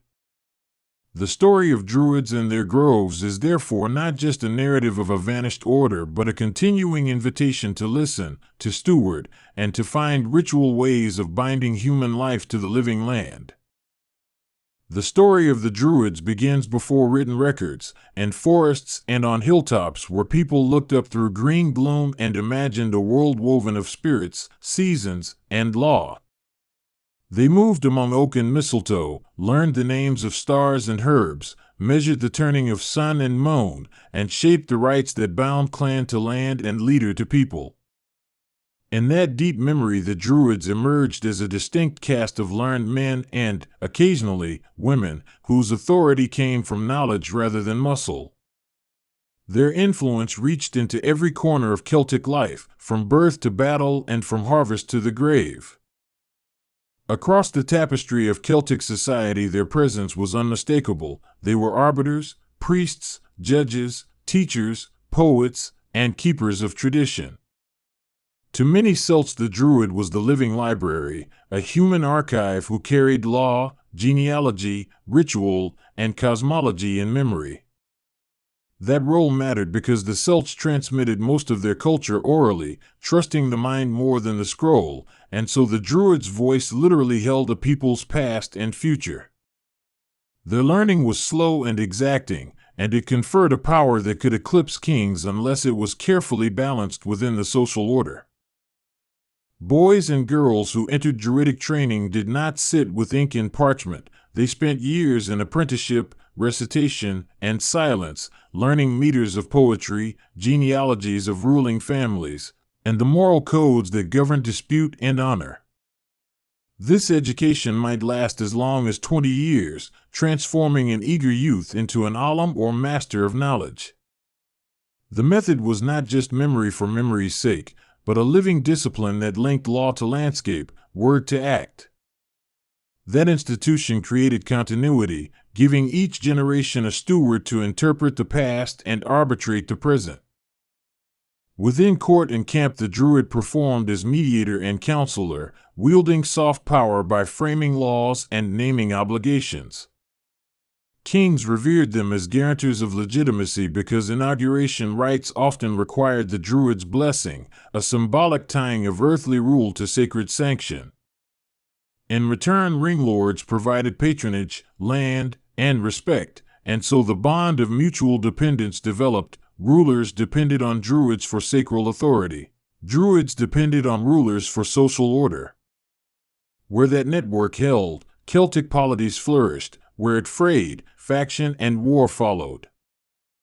Ritual was the language through which Druidic authority became real, and it ranged from quiet rites of healing to vast ceremonies that regulated seasonal cycles.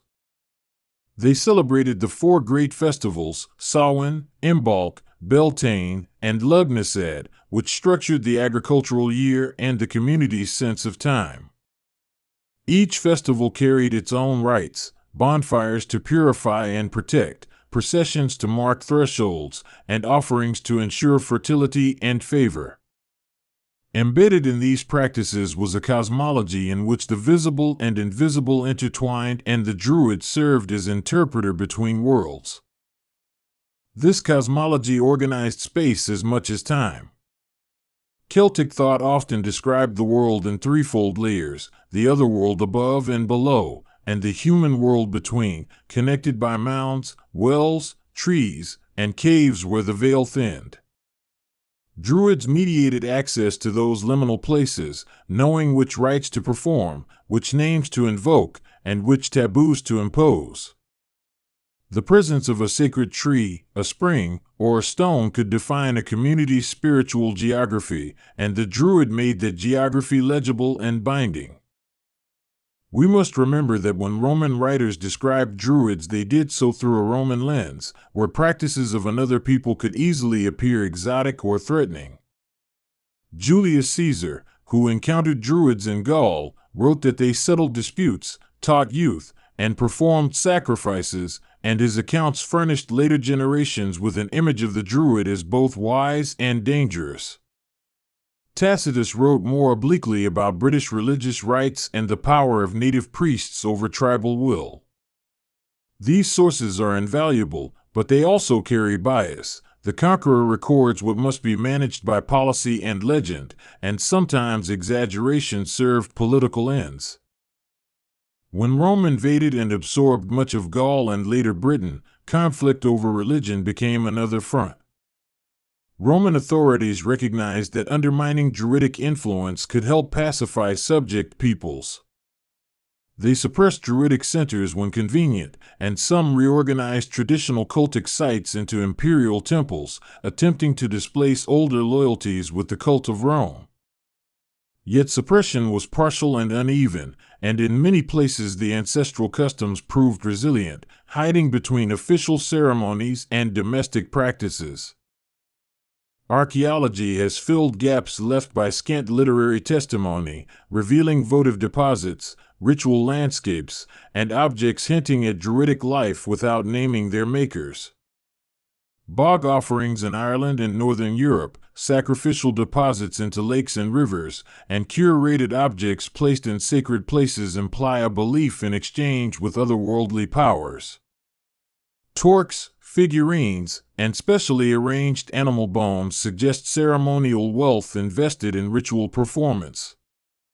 While archaeology rarely provides direct proof that an object belonged to a Druid, it shows a world in which ritual and material culture intermingled and helped sustain priestly authority.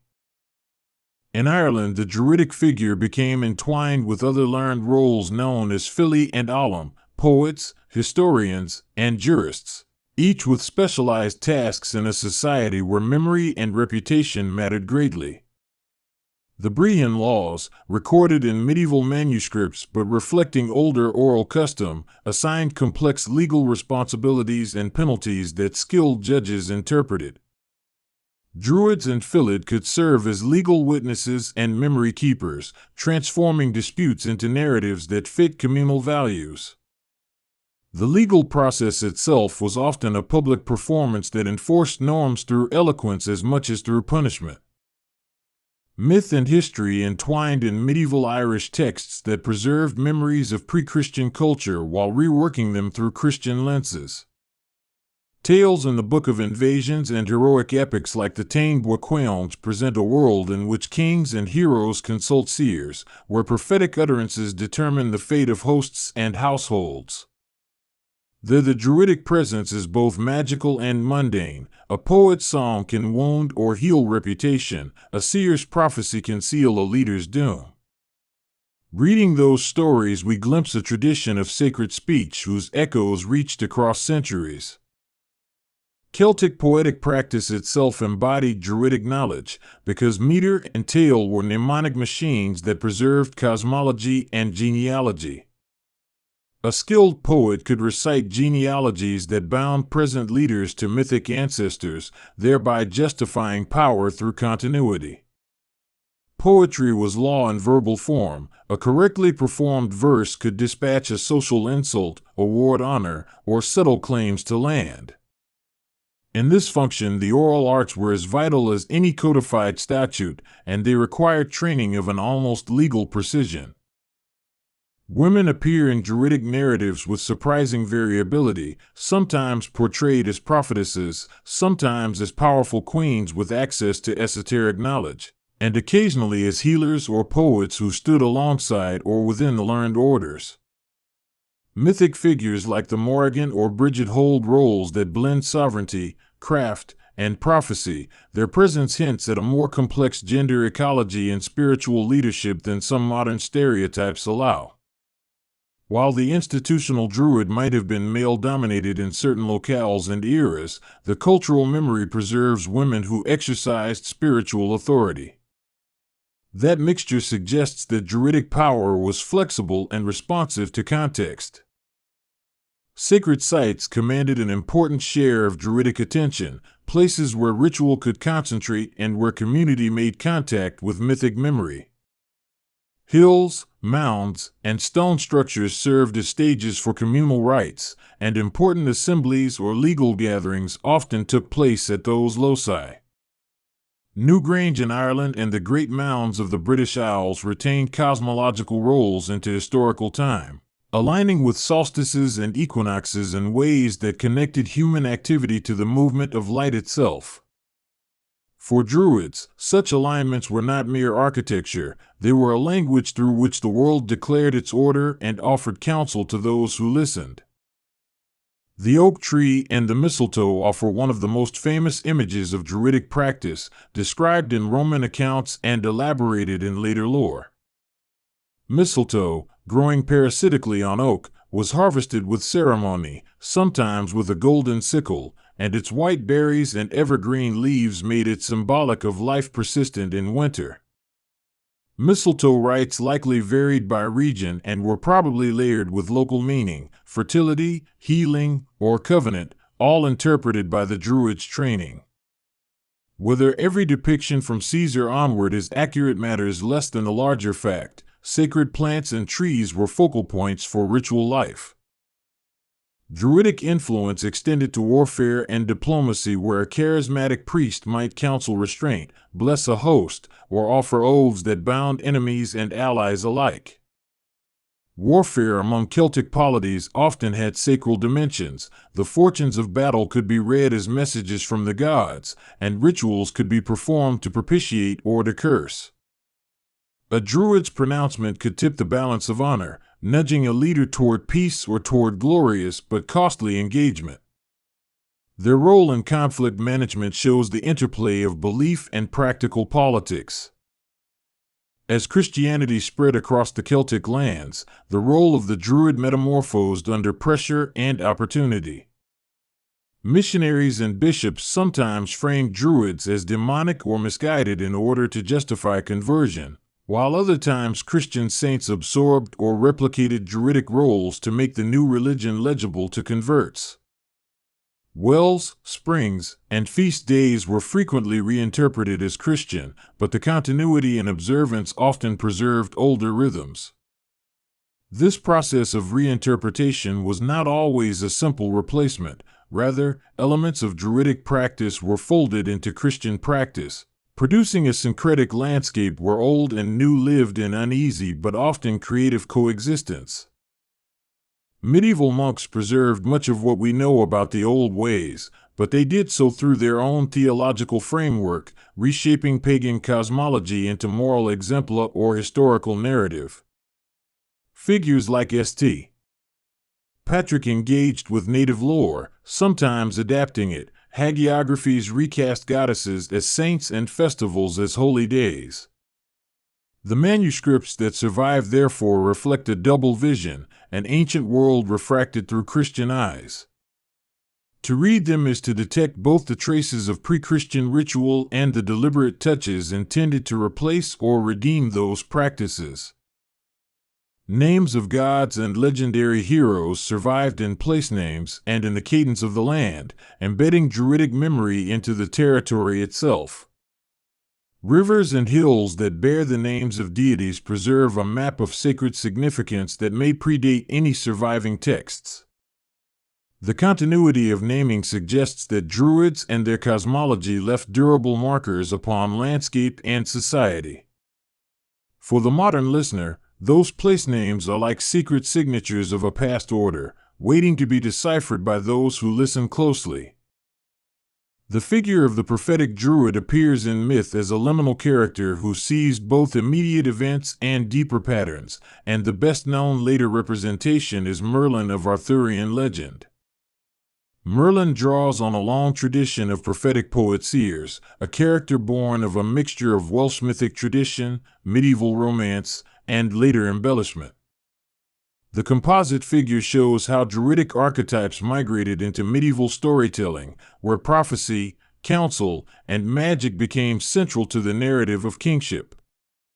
Merlin's fame tells us less about historical Druids and more about how the medieval imagination repurposed ancient types into new stories that continue to teach and enchant.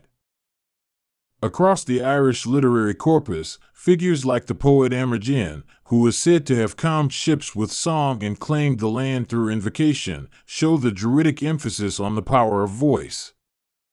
The spoken word could claim land, heal offense, and create identity. Language itself was the instrument of social order. There is something deeply performative about such power. To speak was to act, and the Druid was a master of that action. That mastery preserved cultural coherence in a society where speech was law and memory was the law's guarantor. The European continent had its own Druidic centers, often connected to Gallic tribal elites, and Roman displacement of Celtic institutions altered but did not entirely erase them. In areas where Romanization was thorough, learned orders adapted by positioning themselves within the emerging patterns of urban life, converting sacred groves into rural shrines or integrating into a hybridized religious landscape. In other regions, like parts of Ireland and Scotland beyond Rome's reach, older forms persisted longer and evolved independently. This diversity of outcomes underscores that Druidic tradition was not monolithic. It responded plastically to local pressures and opportunities.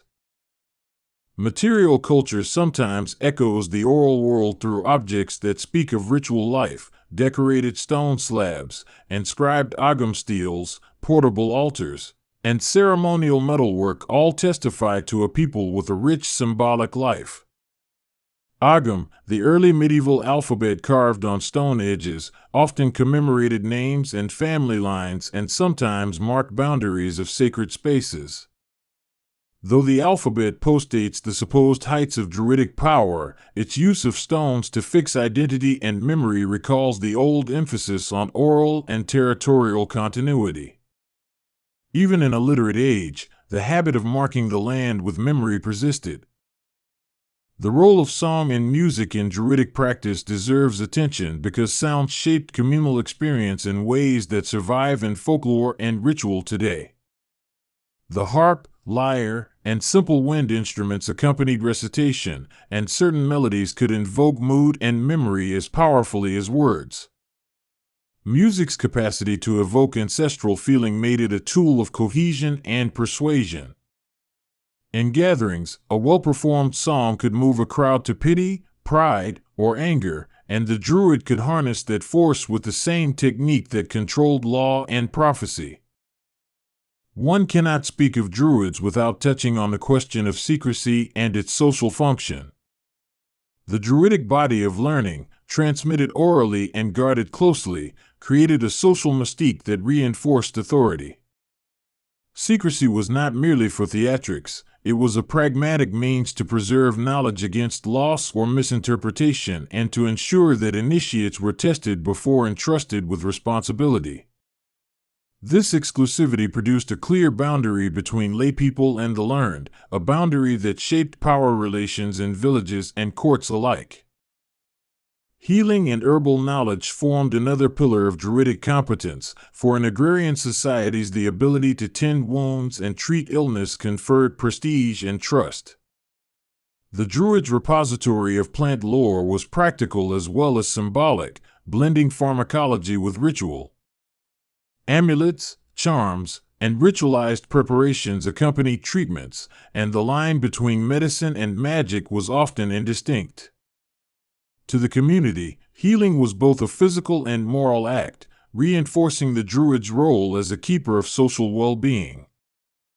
Chronology mattered to the Druids because seasonal rites ordered agricultural work and ritual life, and so knowledge of the stars and the solar year was central to their craft. They observed and celebrated solar points and equinoxes, aligning agricultural calendars with ceremonial complexities in ways that optimized survival. That astronomical knowledge also became a language for prophecy and legitimacy. To read the heavens accurately was to read the will of gods or ancestors. In effect, timing was power, and the Druid was a temporal architect who planned both crop and counsel. The interplay of law and custom under Druidic guidance created systems of compensation and honor that managed everyday violence and conflict without requiring constant bloodshed. Instead of revenge cycles, many Celtic societies relied on restitution, fines, and ritual apology, all mediated by the learned order. This legal fabric held communities together long enough for trade, marriage, and alliances to form. The Druids' role here was partly judicial and partly poetic, for adjudication often required a narrator's skill to place actions within moral context. Roman reports sometimes singled out human sacrifice as a dramatic element of Druidic religion, and those reports have long inflamed imaginations. Some archaeological finds, like deposits of human remains in watery places, suggest ritual death in certain contexts, and the Romans used such images to justify conquest as a civilizing mission. Yet scholars debate the scale, meaning, and frequency of such practices. Ritual killing in ancient societies took multiple forms and motives, and the Roman depiction may have prioritized sensationalism.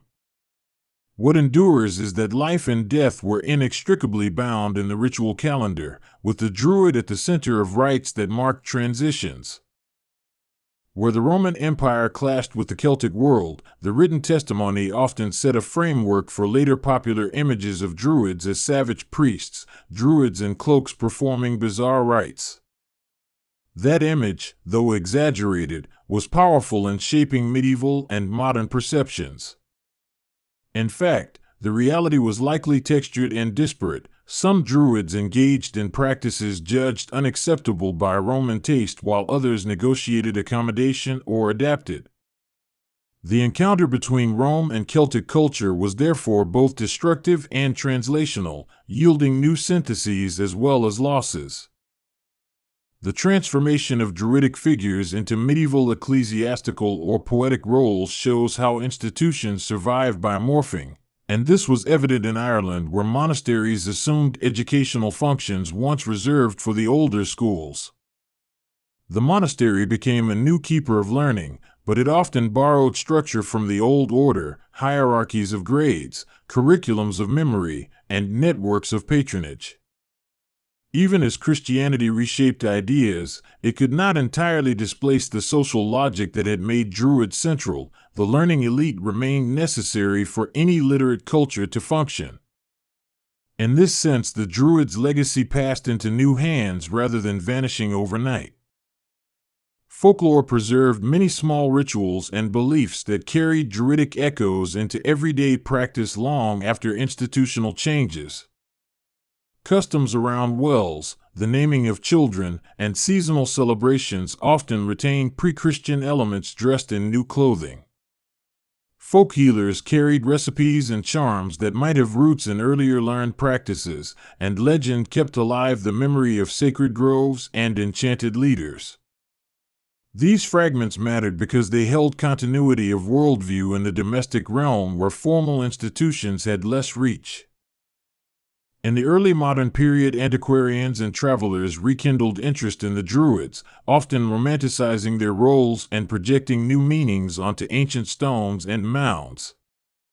William Stukeley and others visited megalithic monuments and read them as the remains of Druidic sanctuaries, reconstructing ritual scenes through conjecture and imagination. That romantic impulse, part genuine curiosity and part nationalistic yearning, fed into an emerging cultural narrative that cast the Druids as forebears of a reclaimed past. Although much of this was speculative, it set the stage for later cultural revivals. The 18th and 19th centuries witnessed a surge of Druidic imagination that blended scholarship and invention, as authors and pseudo-scholars reshaped the past to fit contemporary agendas. Figures like Iolo Morgan created forgeries and ceremonies that later influenced Welsh cultural life, inventing a gorsedd of bards with rituals presented as authentic though partially fabricated. Those creations nonetheless became real social institutions that shaped national identity, demonstrating how invented tradition can have genuine effects on communal life. This period shows the power of myth to become social reality, folding invented rites into genuine cultural practice. The Romantic literary movement embraced Celtic motifs and the figure of the Druid as an emblem of a spiritual, nature-centered wisdom lost to industrial modernity. Poets and playwrights adopted Druidic tropes to critique modern life and to imagine alternatives rooted in harmony with the land. That appropriation had political valences too, as nationalists used the Druidic past to argue for cultural distinctiveness. The cultural afterlife of the Druids thus became a battleground for identity, art, and politics. Modern Druidry, as a set of spiritual movements in the 20th and 21st centuries, draws on a mix of scholarly reconstruction, folkloric survivals, and creative reinvention. Some practitioners seek historical accuracy, reconstructing rituals based on archaeological and textual evidence, while others adopt an eclectic, nature-spiritual approach that emphasizes personal experience and ecological ethics. Orders and groves vary widely, yet many share a reverence for the earth, seasonal festivals, and a poetic conception of the sacred. This plurality reflects the same adaptability that marked ancient Druidic life, recast for different cultural needs. Environmentalism has become a major theme in contemporary Druidic expression because the old attunement to landscape fits naturally with modern concerns about ecological stewardship. Druids today often combine ritual with activism, tending sacred groves, advocating for conservation, and cultivating a worldview that implies kinship with non-human life. That continuity of regard for landscape is striking, whether in ancient oak groves or in contemporary protected woodlands. The imperative to honor place persists. For many practitioners, acting to preserve the living world is a moral imperative inherited in spirit if not in formal line. The revivalist interest in reconstructing ancient Druidic practice has generated both creative rituals and scholarly debate, because the fragmentary nature of evidence forces modern initiators to make choices. Where texts are silent, imagination fills gaps. Where archaeology hints, ritualists interpret. Critics rightly point out that much claimed authenticity rests on uncertain ground, yet defenders argue that adaptability and living practice produce meaningful continuity. The tension between reconstruction and invention mirrors older tensions between oral and written transmission. Cultures always rework their past to make sense of present needs. Ethics in Druidic revivalism draws from both ancient preoccupations with community welfare and modern values like inclusivity and environmental justice. Ancient Druids mediated social harmony through law and ritual. Modern Druids often emphasize personal growth, ecological responsibility, and cultural preservation. As a result, contemporary Druidry frequently positions itself at the intersection of spirituality and activism, marrying reverence for the land with commitments to social equity. This moral synthesis keeps the tradition relevant to communities searching for spiritual frameworks that engage contemporary problems. The scholarship of the 19th and 20th centuries deepened our understanding of Celtic languages and literatures, revealing layers of complexity in the way Druids shaped thought and memory. Linguists and historians traced genealogies of words, finding cognates across insular and continental Celtic languages that revealed a shared cultural vocabulary. Philologists unpacked mythic narratives, showing how motifs migrated across regions and centuries. These academic efforts provided the raw material that both serious reconstructionists and imaginative revivalists draw upon today.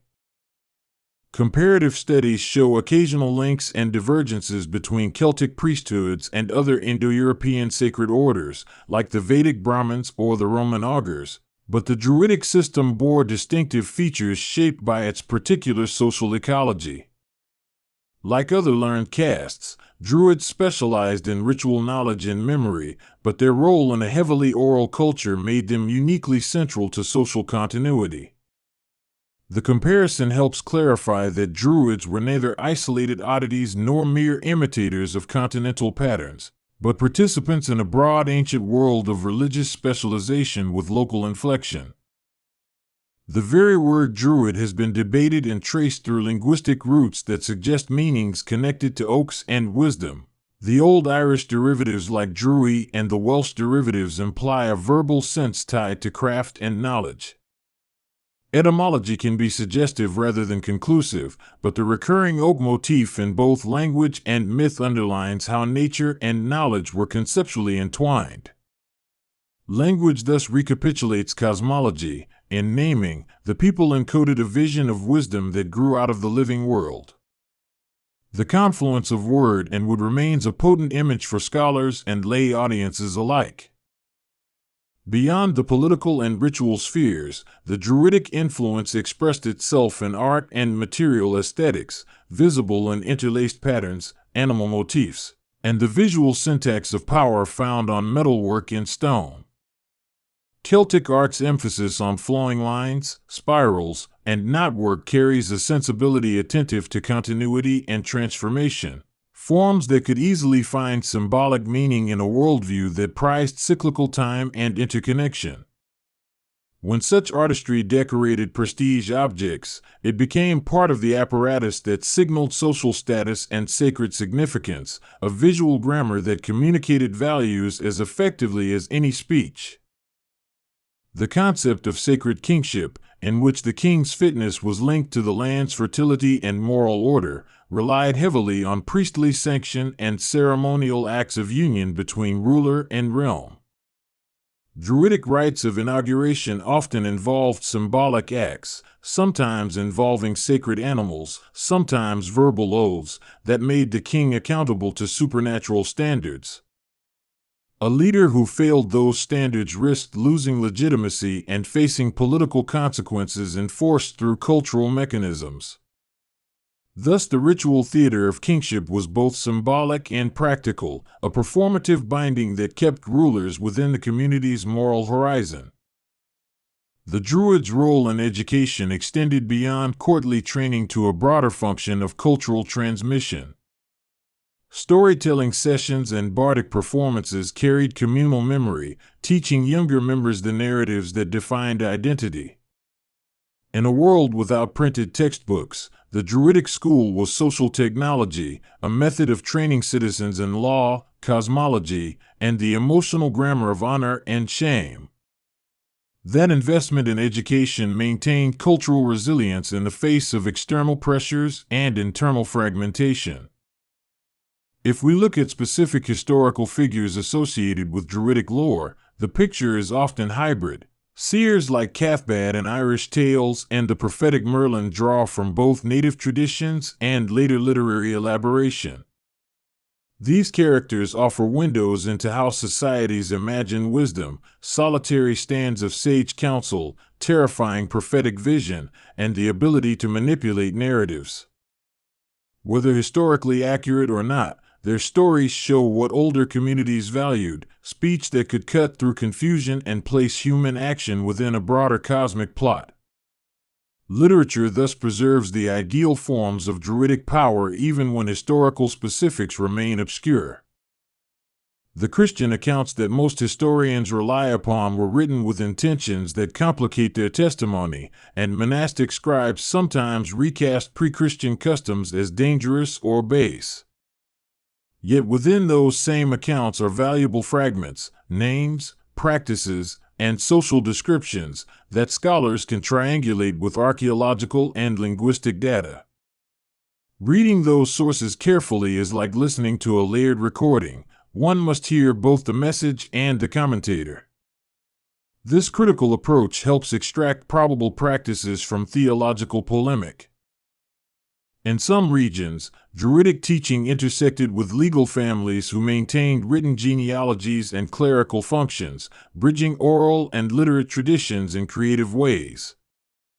These families might adopt new religious languages while preserving social roles like arbitration and poetic performance, thereby ensuring institutional memory across religious upheaval. Such continuity offered stability when political structures shifted, because the learned class could adapt their rhetoric to new patrons and ideologies. These adaptive strategies made the learned order an enduring feature of Celtic societies. The ritual use of landscape meant that certain places accrued power through repetition of rites and stories over generations. A hill that hosted yearly inauguration rites or a spring where offerings were made could become a node of sacred energy that shaped local identity. Communities defined themselves in relation to such loci, with boundary rituals marking membership and responsibility. Over time, these places assumed layered meanings that combined ancestral narratives, legal function, and emotional belonging. The Druid's skill lay in curating those layers, reading them for the needs of the present while honoring the memory embedded in place. Druidic symbols like the triskele, spiral, and the triple goddess motif conveyed complex ideas in simple graphic forms, and these motifs persisted in folk art, jewelry, and later national iconography. Symbols served as condensed theology, portable signs that could be worn or placed on objects to indicate affiliation and to invoke protective or enhancing power. The portability of symbol and story allowed Druidic meanings to survive beyond the original ritual contexts, migrating into domestic ornaments and later into revivalist emblems. In this way, symbolic language created a durable cultural vocabulary. The question of whether Druids practiced a unified theology is complicated by regional diversity and the absence of a canonical scripture. Their beliefs were likely a mosaic of local deities, ancestral cults, and philosophical reflection. This polytheistic elasticity allowed communities to adopt or syncretize gods as political and familial needs demanded. Religious practice, therefore, could be both intensely local and broadly shared, a duality that favored cohesion without insisting on uniformity.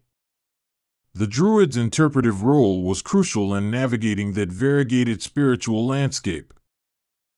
In legal settings, the poet's voice could function as both historian and judge, reconstructing the past to adjudicate the present and reminding litigants of precedents that mattered. Memory shaped the adjudicative process. A litigant's ability to marshal witnesses and genealogies could determine the outcome. Druids and Philid used narrative to anchor judgments, converting disputes into stories that the community accepted as moral reality. This verbal jurisprudence required not only skill but credibility, which the Druids' training cultivated carefully. Ritual technologies, objects like staffs, torques, and finely made garments, served as material signs of Druidic authority and were often richly symbolized. A Druid staff might be a marker of office as much as a tool for ritual, reinforcing social hierarchy through visible insignia. When those items were used in public, they enacted continuity with ancestral precedent and reminded participants of the normative order. Such material culture made abstract authority tangible, a necessary element in societies where symbolic demonstration confirmed social facts. The interplay between folk belief and elite Druidic practices created a spectrum of spirituality that ranged from home charms and family rites to elaborate public ceremonies. Household rituals ensured immediate well-being and continuity, while large-scale rites reaffirmed communal ties and political hierarchies. Druids navigated both spheres, sometimes advising in private healings and sometimes guiding massive seasonal gatherings. Their versatility made them indispensable to the complex social machinery of Celtic life. Among the most evocative archaeological traces are ritual enclosures and enclosures that show signs of controlled access and sequence, suggesting staged ceremonies with defined roles for participants. These architectural choices reinforced social stratification and controlled the flow of religious power by channeling who could witness and who could not. The design of sacred spaces thus enforced the Druids' authority and protected sacred knowledge from casual exposure. Spatial ordering was a form of social technology that sustained religious secrecy and made ritual efficacy believable. Comparisons with Indo-European priestly patterns show interesting parallels. Sacral kingship, ritualized speech, and learned classes recur across cultures. But Celtic differences emerge in the emphasis on oral mastery and local place binding. The Druidic order's centrality to oral memory sets it apart in the ancient world, where written texts increasingly supplanted such a role elsewhere.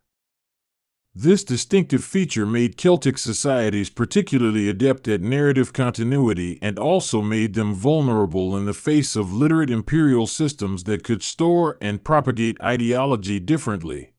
As Christianity established institutional dominance, it sometimes co-opted Druidic functions, transforming poets into monks and sacred groves into churchyards. The monasteries' libraries preserved fragments of the old songs even as they offered new cosmologies, creating palimpsests of belief that we must read carefully. In some cases, saints' cults incorporated local customs that smoothed conversion. In others, the older cults resisted, retreating into folklore or isolating in remote regions. This uneven conversion left a mosaic of survivals rather than a clean break. Throughout these transitions, the figure of the Druid remained a potent symbol for later generations, used in nationalist narratives and revivalist myths to claim a pure, pre-modern cultural identity. This romantic appropriation occasionally obscured historical complexity in favor of mythic unity, but it also preserved a cultural touchstone that communities returned to when forging modern identities. The Druid's elasticity as symbol, wise sage, enemy priest, romantic mystic, showed that ancient roles still informed modern imagination. How we interpret that symbol reveals as much about us as it does about the past. Modern archaeological science continues to refine our picture of the ritual landscapes once overseen by Druids, using techniques like pollen analysis, geophysics, and radiocarbon dating to establish chronologies of use. These methods allow scholars to detect changes in land use, to identify periods of ritual concentration, and to date deposits with increasing precision. The emerging picture is less static than early imagination suggested. Ritual sites changed function, grew and contracted, and often layered rituals from different periods atop one another. The Druidic world, therefore, was dynamic, constantly adapting to environmental and social shifts. Local oral traditions sometimes preserve surprising details that align with archaeological findings, validating the notion that folklore can be a repository of historical memory. Tales of fairies, wells with curative power, and bans on tree felling sometimes correspond to ancient sacred sites revealed by excavation. While folklore is not a straightforward historical record, it acts as a living archive that encodes attitudes and practices across centuries. For scholars and practitioners alike, those interlinks between story and soil provide a way to bridge imagination and evidence. The charisma of Druidic figures in myth sometimes masks the institutional processes that made such figures effective: apprenticeship, ritual pedagogy, communal sanction, and social networks of support. The personal charisma of a prophet or sage mattered, but that charisma was scaffolded by social recognition and ritual structures. When communities endorsed a seer, they invested him or her with power. When communities withdrew that endorsement, even the most eloquent could be marginalized. The Druids' power was therefore as much a social construct as it was an individual attribute. The preservation of Celtic languages has been a crucial tool for understanding Druidic thought because language carries conceptual worlds embedded in grammar and vocabulary. Celtic literatures, Welsh, Irish, Scottish Gaelic, Manx, Cornish, and Breton, contain idioms, metaphors, and names that illuminate ancient priorities and cosmologies. Linguistic study makes visible the conceptual scaffolding behind rituals and mythic narratives, allowing us to reconstruct aspects of a worldview that left few material traces. Language, in this sense, is an archaeological tool of the mind. Ritual specialists in Celtic lands sometimes participated in wider Mediterranean and continental networks through trade and migration, receiving and transmitting influences that enriched local practice. Exotic goods, foreign techniques, and new iconographies might be incorporated into local rituals, and Druids could then reinterpret them within native cosmologies. This exchange suggests that Druidic practice did not develop in a vacuum but was part of a connected ancient world. Economic and cultural contact brought novelty, and learned orders mediated its integration or rejection.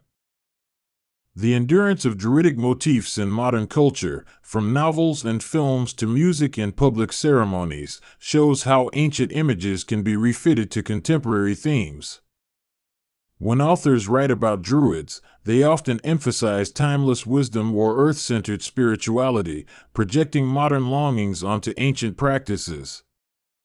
That projection helps explain the continuing popularity of Druidic themes. They serve as a symbolic resource for societies negotiating modernity's dislocations. In doing so, the image of the Druid continues to evolve, as alive in popular imagination as it ever was in ritual. Educationally, the ancient Druidic system exemplified a society that privileged oral pedagogy and communal apprenticeship, skills that shaped cognitive life in ways different from literate cultures. Memory training, recitation, and performance developed a social intelligence attuned to nuance and relational knowledge.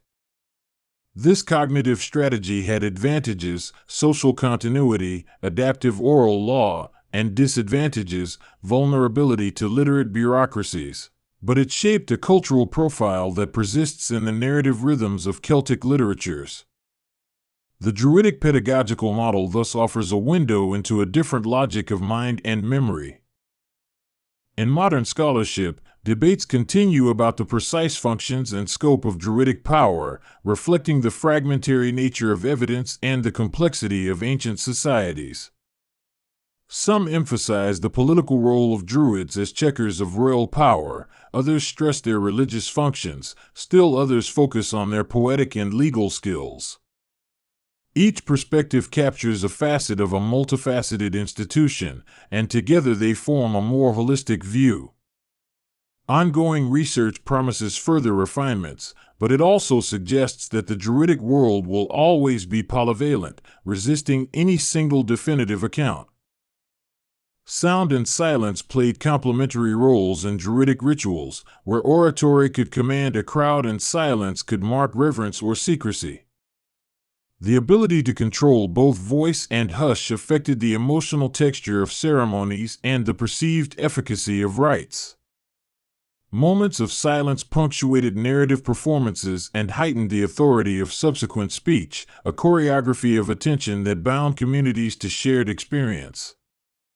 The ancient mastery of acoustic architecture thus becomes more than metaphor; it was a technique of governance and spiritual persuasion. The role of exile, migration, and the movement of learned families shaped the transmission of Druidic and bardic knowledge across regions, as learned specialists traveled in search of patrons and protected networks. Patronage systems sustained professional poets and judges, and the mobility of these figures allowed cultural forms to spread and hybridize.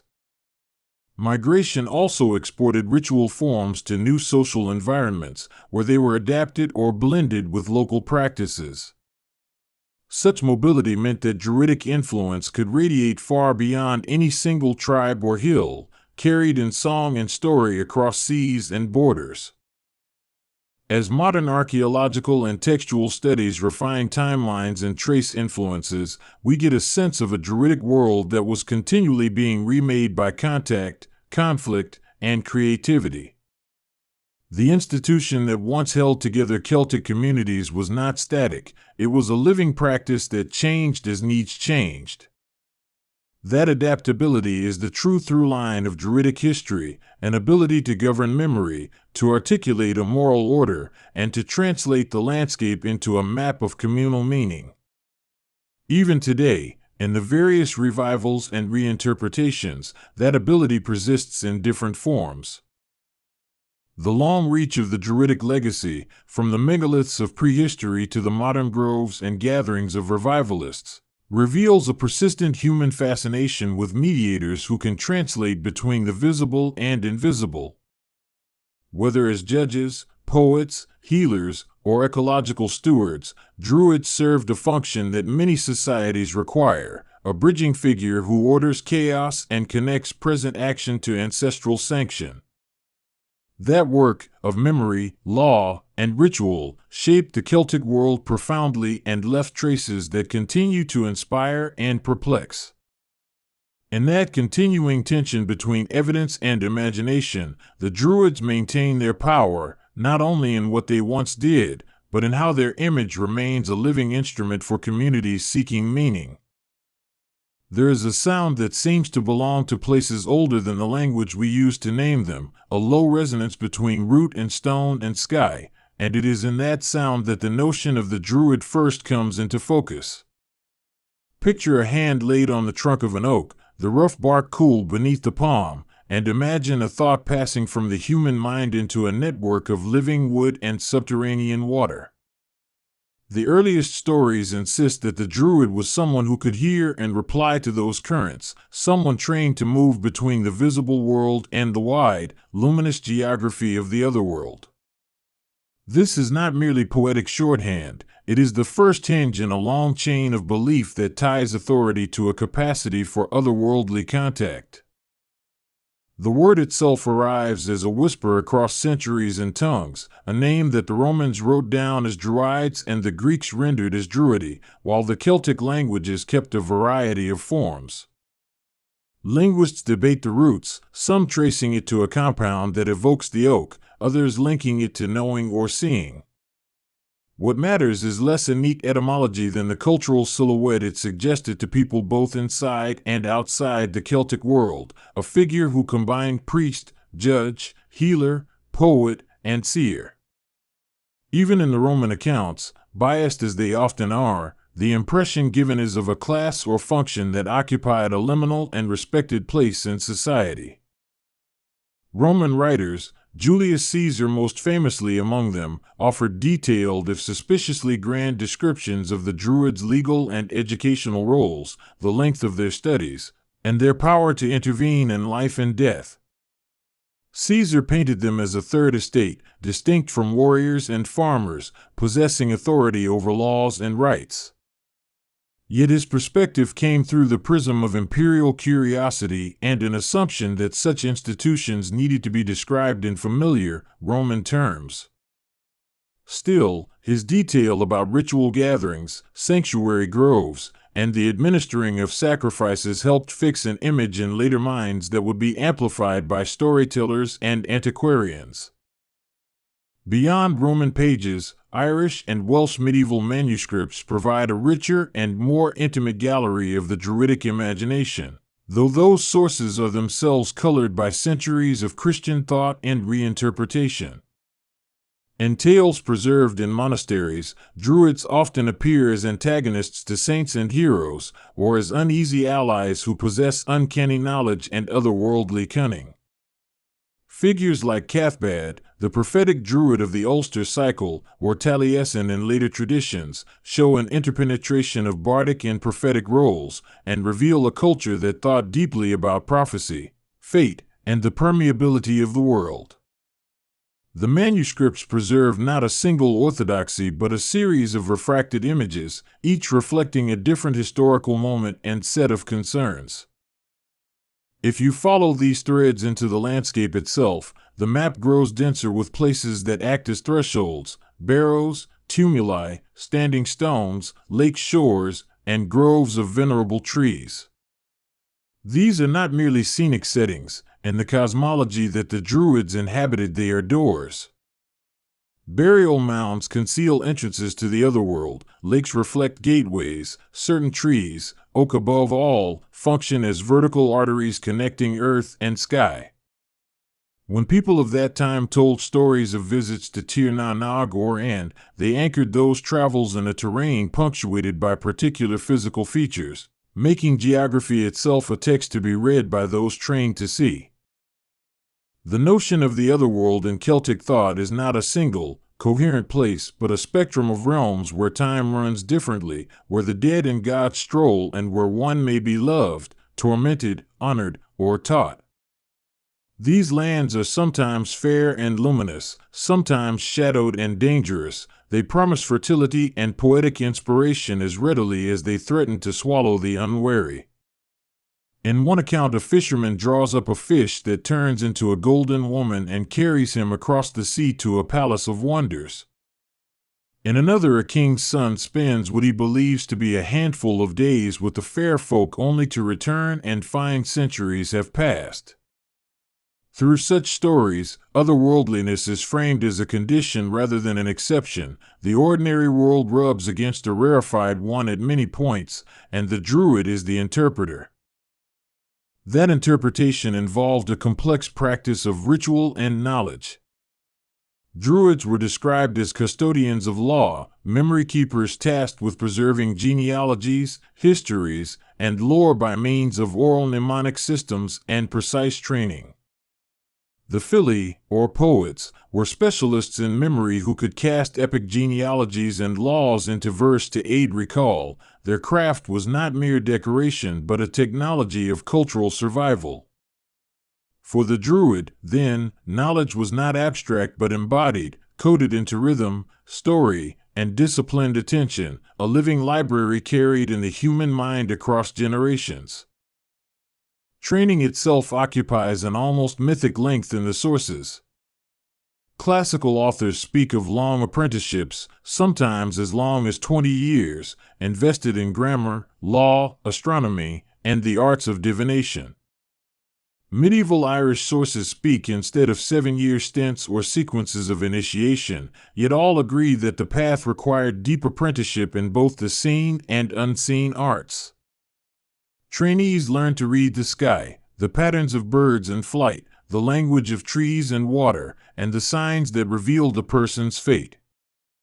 The process resembles the making of a seer: long practice, ascetic discipline, and a careful apprenticeship in techniques that would orient the mind toward other orders of perception. A central tool in that perception was the use of symbols and symbolic acts. Sacrament and sign worked together. The sickle and the oak, the white robe and the staff, the cup of sacred liquid and the ringing of a horn, these items recur in classical and medieval descriptions as markers and instruments. Pliny reported an oak and mistletoe ceremony in which Druids, clad in white, climbed the tree and cut the mistletoe with a golden sickle to use in medicine and ritual. Whether every detail is historically accurate matters less than the cultural coherence it reveals. Certain material elements signaled access to power, binding the community to a shared cosmology. Trees, however, are not merely props, they are integral to the Druidic metaphysic. The oak towered as a cosmic figure, a tree whose roots drink the underworld and whose crown pierces the heavens. Across the Celtic world, certain trees were associated with specific properties and modes of knowledge, and these associations later crystallized into the Ogham alphabet in early medieval Ireland. Although Ogham inscriptions are primarily monumental rather than textual, the later glosses linking letters to tree names suggest a living tradition of vegetal symbolism. For the Druid, trees were teachers as much as they were altars. The experience of listening to the wood, of discerning its age and story, was a way to read the land's memory. This arboreal sensibility extended into a broader animism. Rivers, lakes, stones, and wells were invested with agency, thought to hold spirits or to be the dwelling places of deities and ancestors. Sacred wells in Ireland, still visited into modern times, were associated with healing, prophecy, and the resolution of oaths. Offerings deposited in their depths, metal pins, cloth, or carved objects, point to a persistent practice of intercessory exchange.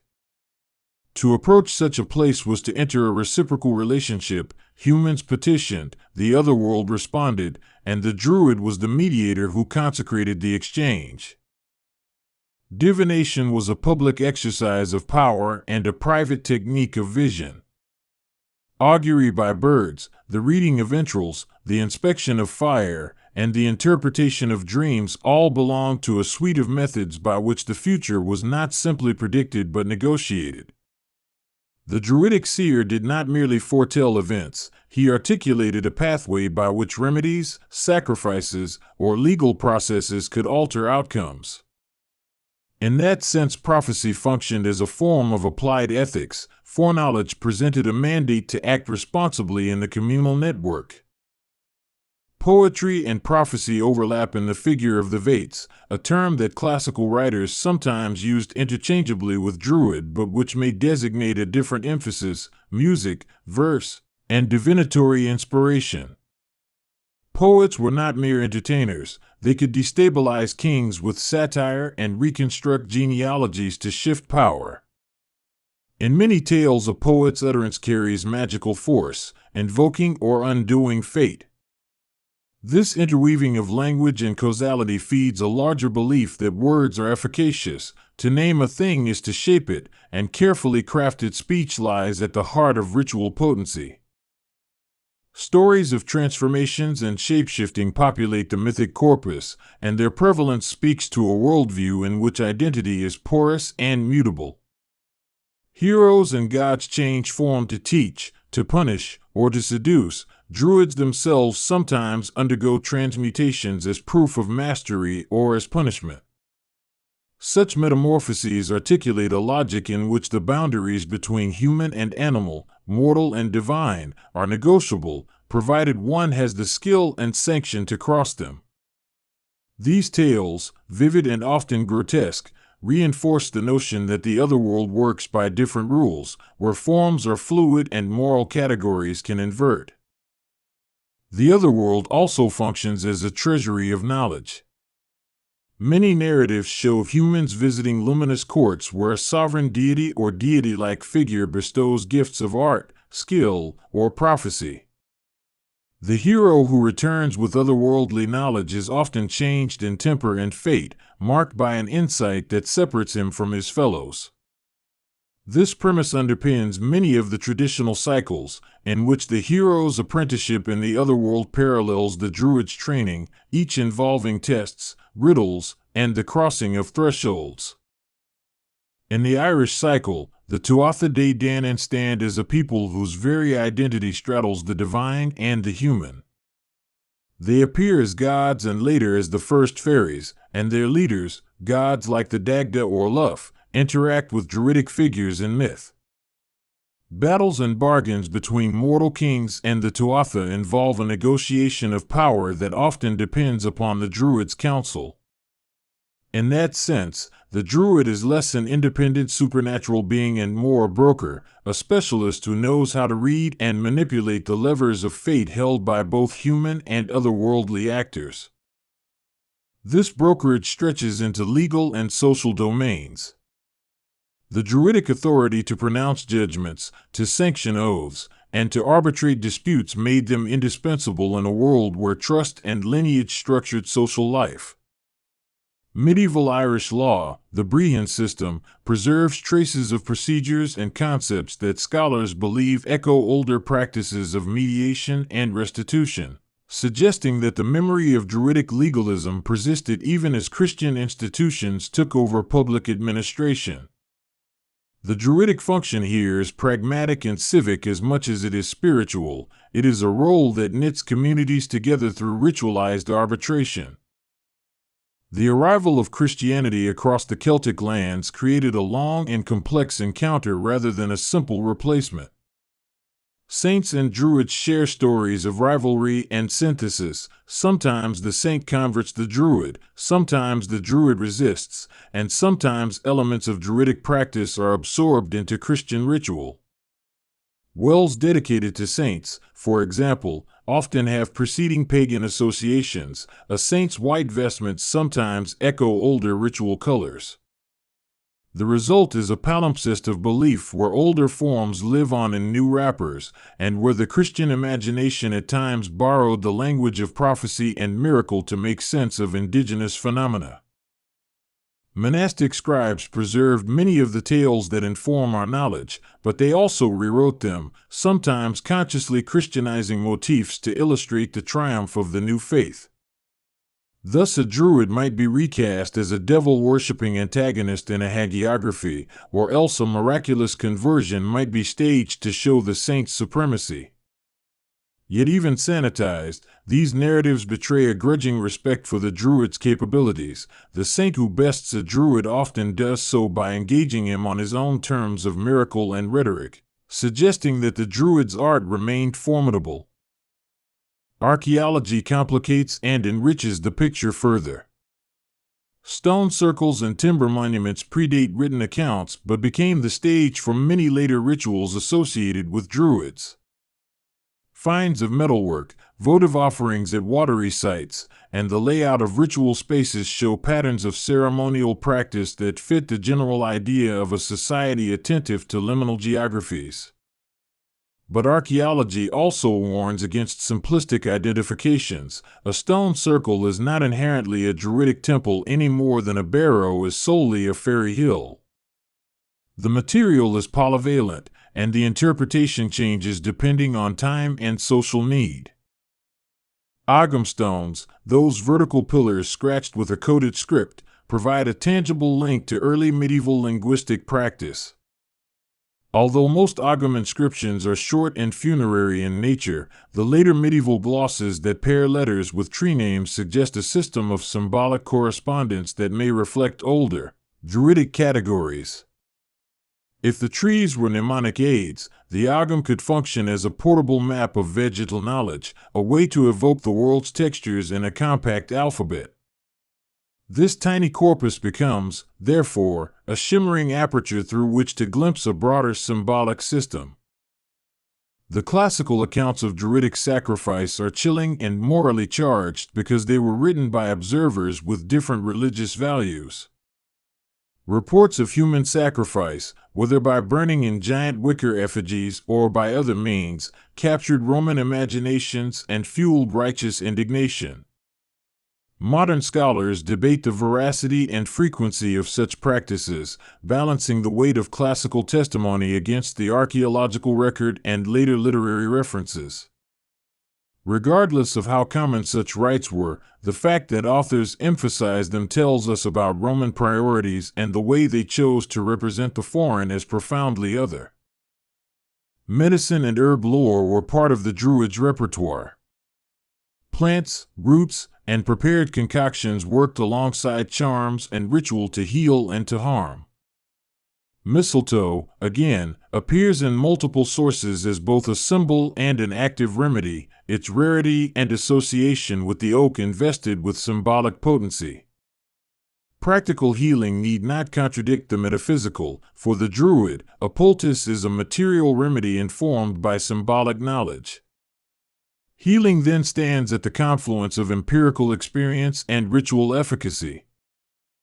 As the medieval period deepened and the Christian Church consolidated cultural memory, much of what we imagine today as distinctively Druidic became refracted through new vocabularies. Bardic schools preserved oral knowledge and poemcraft, while learned families kept legal and genealogical traditions in a format compatible with monastic culture. The drift of time turned some priestly functions into the preserve of theologians, while other practices became local custom or superstition. Yet the axis of otherworldly knowledge continued to exert an attraction, even if its custodians changed names. The Renaissance and later Enlightenment sparked renewed curiosity about Druidic antiquity, a fascination given form by antiquarians who sought to map Britain's and Ireland's pasts. In this period, the Druid became a symbol of national antiquity, a noble savage of sorts whose dignity could be marshaled in arguments about native continuity and cultural identity. Romantic writers, Wordsworth, Blake, and others, took this figure into their imaginative ateliers, using the Druid as a touchstone of mystery and deep ecological feeling. These literary momentums would become the seedbeds for later revivals. The 18th century Celtic revival saw figures like Iolo Morgan invent or elaborate traditions and ceremonies in order to forge a contemporary spiritual practice. His creative forgeries, while controversial, catalyzed a new public imagination about what a living Druidic practice might look like. From the late 18th century forward, ceremonial Druidry emerges not as an unbroken line from antiquity but as a modern reconstruction, romanticized and adapted to the needs of a modern audience. This modern Druidry blends archaeological romanticism, nationalist feeling, and spiritual yearning into something new and alive. The 19th and early 20th centuries layered additional meanings atop older images. Druids became symbols in nationalist movements, in the esoteric revival, and in the burgeoning interest in comparative religion.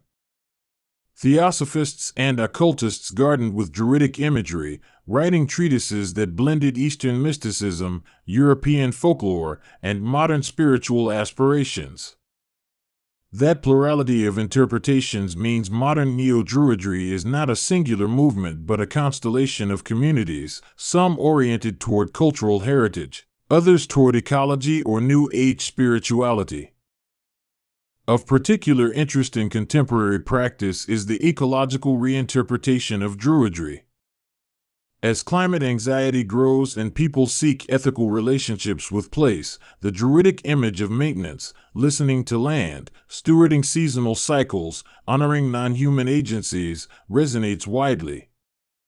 Modern rituals often emphasize direct engagement with ecosystems, planting, tending, and sacramenting local bioregions.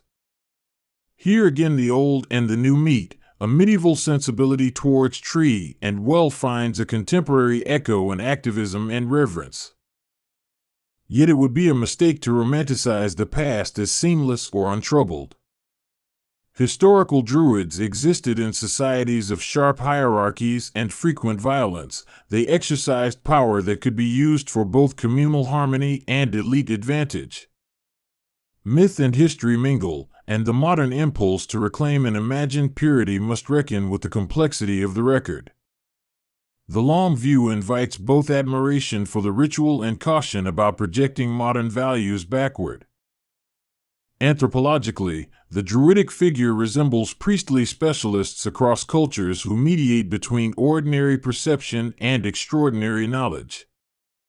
Shamans, wise persons, and ritual experts share methods, trance, ecstatic vision, divination, and a communicative practice with the non-human. Cross-cultural comparison is illuminating but not deterministic. The Celtic forms are historically particular, shaped by landscape, politics, and ritual economy. Still, the pattern of a specialist class able to navigate other symbolic orders is a global human response to existential questions. What, then, should one make of prophecy in the Celtic context? Prophecy operates on multiple registers, as a political tool, as a form of charismatic authority, as a social safety valve. Seers who can predict famine or war wield enormous influence, and their endorsements or condemnations can stabilize or topple leadership. At the same time, prophecy also operates psychologically, giving communities narratives to make sense of suffering and change. Here, the Druid's role is almost judicially civic, an interpreter of destiny who helps the community prepare for what is to come. Inside rituals, attention to liminal times magnifies the possibility of contact. Dawn and dusk, the cusp of seasons, the 4 quarter festivals of the Wheel of the Year, Samhain, Imbolc, Beltane, and Lugnasad, stand as moments when veils thin. Samhain, in particular, carries a reputation as a time when the boundary between the living and the dead loosens, a season of reckoning and of revelation. Rituals at these junctures often included feasting, the setting out of places at the table, and divinatory practices to determine the year's fortunes. At Beltane, the inverse energy is celebrated, fertility, liminality for the young, and the ritual fire's capacity to ward and to bless. The fire is both protection and signal, an emblem of regenerative power that transmits blessings across flocks and fields. The Druidic priest or officiant at such a festival directs communal attention, converting agricultural need into ceremonial obligation, aligning human acts to seasonal cycles. This alignment is not mere symbolism, it encodes a set of practices believed to produce real ecological and social benefit. Liminality itself is a crucial category to understand the Druidic worldview. Thresholds, geographical, temporal, social, are not mere in-betweens but privileged zones of possibility. Initiation rituals deliberately place the neophyte at thresholds, where sense and self can be unmade and remade. The use of darkness, sound, and repetitive song in these rites helps induce altered states of consciousness, in which the trainee learns to perceive pattern and presence beyond ordinary cognition. Such altered states lead to experiences that modern writers sometimes call visionary encounter. The Druid's vision might be a prophetic dream, an encounter with a deity, or a revelation in trance. These experiences are not private hallucinations but social phenomena, embedded in ceremony and validated by communal outcome. A successful prophecy that guides a community out of crisis confirms the Druid's authority, failure undermines it. Thus, the social stakes of visionary skill are high, and the disciplines that cultivate it are correspondingly strict. The metaphysics underpinning Druidic cosmology insists on a world saturated with agency. Stones listen, rivers answer, and ancestors intercede. Human beings are not the sole authors of meaning, rather, meaning emerges in relation to a networked community of beings. Moral and ritual acts are ways to maintain the balance of those relations, to repay debts and to correct ruptures. In that sense, ethics and ecology are interwoven. What is sacred must be tended, and tending requires both knowledge and humility. Names and naming practices play into the web of power. In many traditions, true names hold personal force. To know a spirit's name may be to command it or to negotiate with it. Genealogies are not mere lists but mnemonic ladders that tie living persons to ancestors and to land. The recitation of lineages during legal disputes and inauguration ceremonies demonstrates how memory, identity, and authority intertwine. A well-told genealogy can legitimate rule and redescribe a community's place in the cosmos. Secrecy is another theme. The Druidic arts were often described as guarded, transmitted orally, and taught only to select apprentices. Secret lore bestows prestige and power precisely because it is scarce.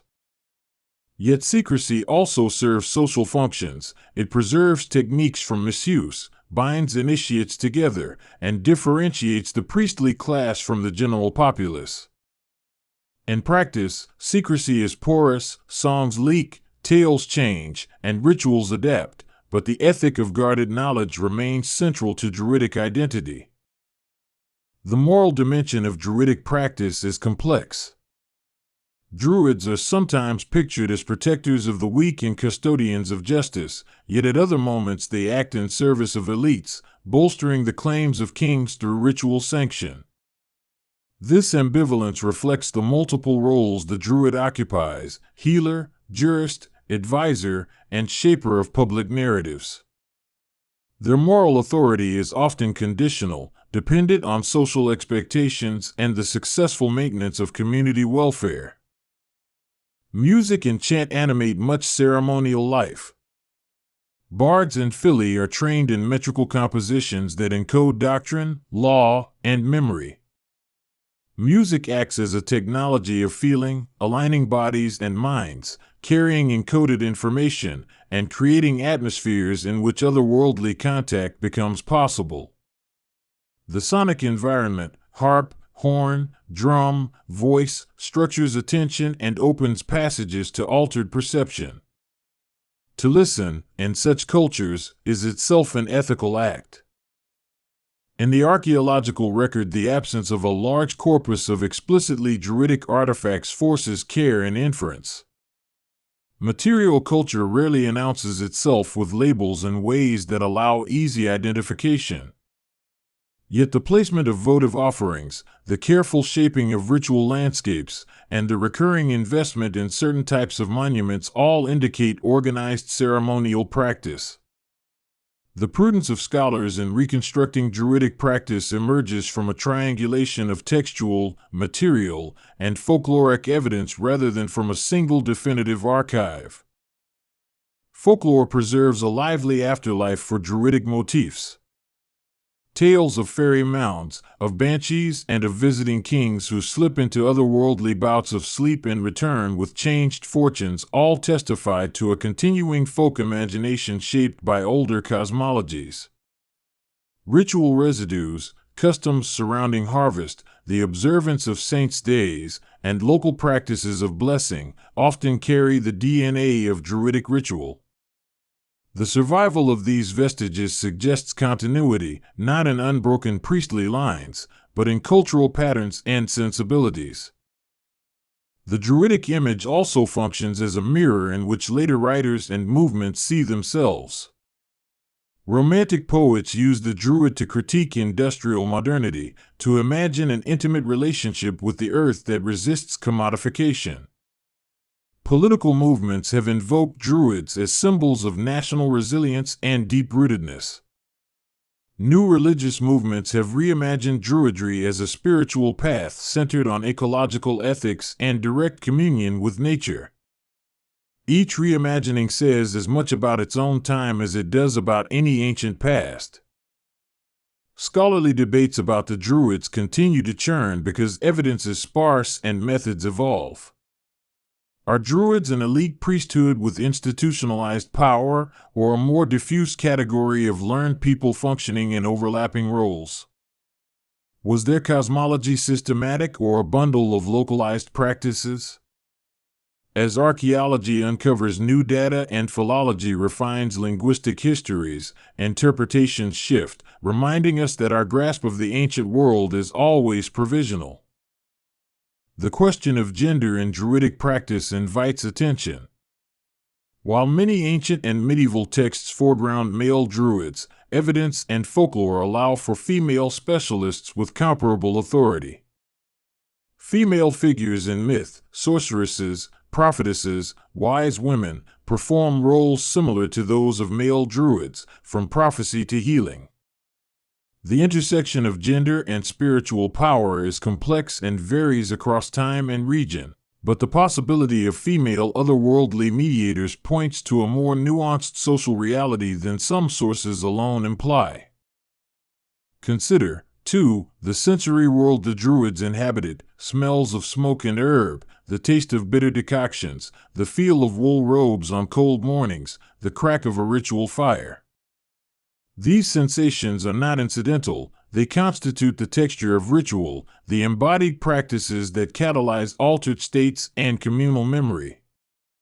Drumming, incense, and the repetition of liturgical lines coordinate bodies and minds and create the conditions for otherworldly contact. Ritual is an immersive craft, designed to bring the extraordinary into a tangible, communal register. Language and meter act as vessels of authority. The ability to compose and recite in complex meters functioned as a public demonstration of learned capacity. Poetic composition could also serve Druidical ends, shaping public opinion and clarifying lineages in moments of contest. The performative dimension of speech, its capacity to transform social relations, underpins many stories where a well-placed verse unravels a feud or secures a king's legitimacy. The craft of lawkeeping, sometimes attributed to Druids, required both memory and the capacity to adjudicate across king groups. Laws were anchored in custom and calibrated by precedent. Oral transmission demanded precise forms that could survive performance and recall. The Druidic arbiter thus becomes a figure invested with procedural expertise and moral authority, someone whose pronouncements carry social force because they are embedded in communal ritual and memory. Druidic engagement with death is particularly telling. Death is a door as much as an end. Funerary rites aim to guide the soul, to stabilize the community's relation to loss, and to maintain reciprocity with the deceased. Burial mounds and associated rites often encode beliefs about the soul's journey. The Druid's role as mediator in these transitions underscores the religion's attention to thresholds, to the careful negotiation of passages between states of being. The motif of sacred kingship, where a ruler's authority is ratified by ritual and sometimes by fertility omens, shows how religious and political power intertwine.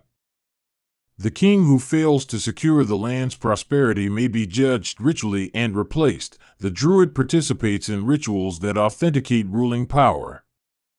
Mythic narratives frequently relate a king's success to his right comportment before sacred thresholds, reinforcing the idea that political legitimacy requires ritual endorsement. The interplay of dream and waking life is another continuous theme. Dreams operate as channels of divine communication, sometimes delivering guidance, warning, or knowledge. Dream interpretation becomes a practical skill, a technology for making sense of omens and for discovering hidden currents affecting the community. The Druid as dream analyst stands at a liminal intersection where subjective experience finds public articulation. Music and the harp hold a particular place in mythic memory, not simply as entertainment but as a technology that aligns human attention with cosmic rhythm. Bards who sing in courts or at funerals transmit cultural memory and open pathways to altered consciousness. Musical performance thus becomes a ritual instrument that coordinates emotion, memory, and communal identity. And the Druids' proximity to this sonic practice underscores their role in managing the psychic life of the tribe. The practice of oath-making and oath-breaking reveals a legal culture deeply invested in spoken commitment. Oaths are sanctified by ritual and often sworn by sacred objects or in the presence of divine witnesses. The Druid's role in witnessing and consecrating oaths ties legal obligation to metaphysical consequence. Broken vows upset the balance and invite retribution. Ritual reinforcement of promises thus undergirds social cohesion. One cannot ignore the spectacle of Druidic gatherings as described in ancient accounts: woodland convocations, festivals timed to seasonal turning points, and assemblies where law and ritual intermingle. These gatherings create concentrated experiences of communal identity, where narrative, performance, and sacral sanction converge. The public aspect of such assemblies matters because authority is not merely private but must be recognized and reinforced within the community. The movement of Christian liturgy into former ritual sites created hybrid forms where ancient habits persisted beneath the veneer of Orthodox rites. Christian holy days frequently align with older festivals, and many saints are endowed with attributes or narratives that echo pre-Christian figures. The result is a cultural palimpsest in which Druidic sensibilities persist as local practices, repurposed and re-encoded by successive religious authorities. In practical terms, the Druids' knowledge extended into agricultural practice. Seasonal rites aimed at securing fertility, averting pests, and coordinating communal labor.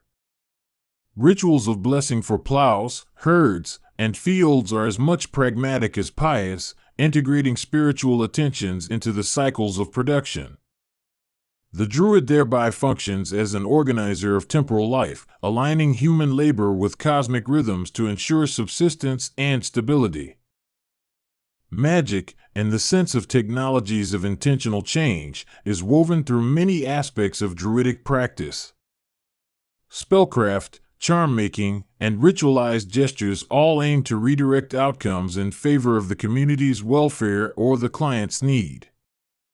Rite, for a moment, of a charm placed beneath a threshold to ward off sickness, a song sung to call rain, a ritual to soften an enemy's heart, and you glimpse the daily uses of magic in a society where symbolic action and material result are believed to intertwine.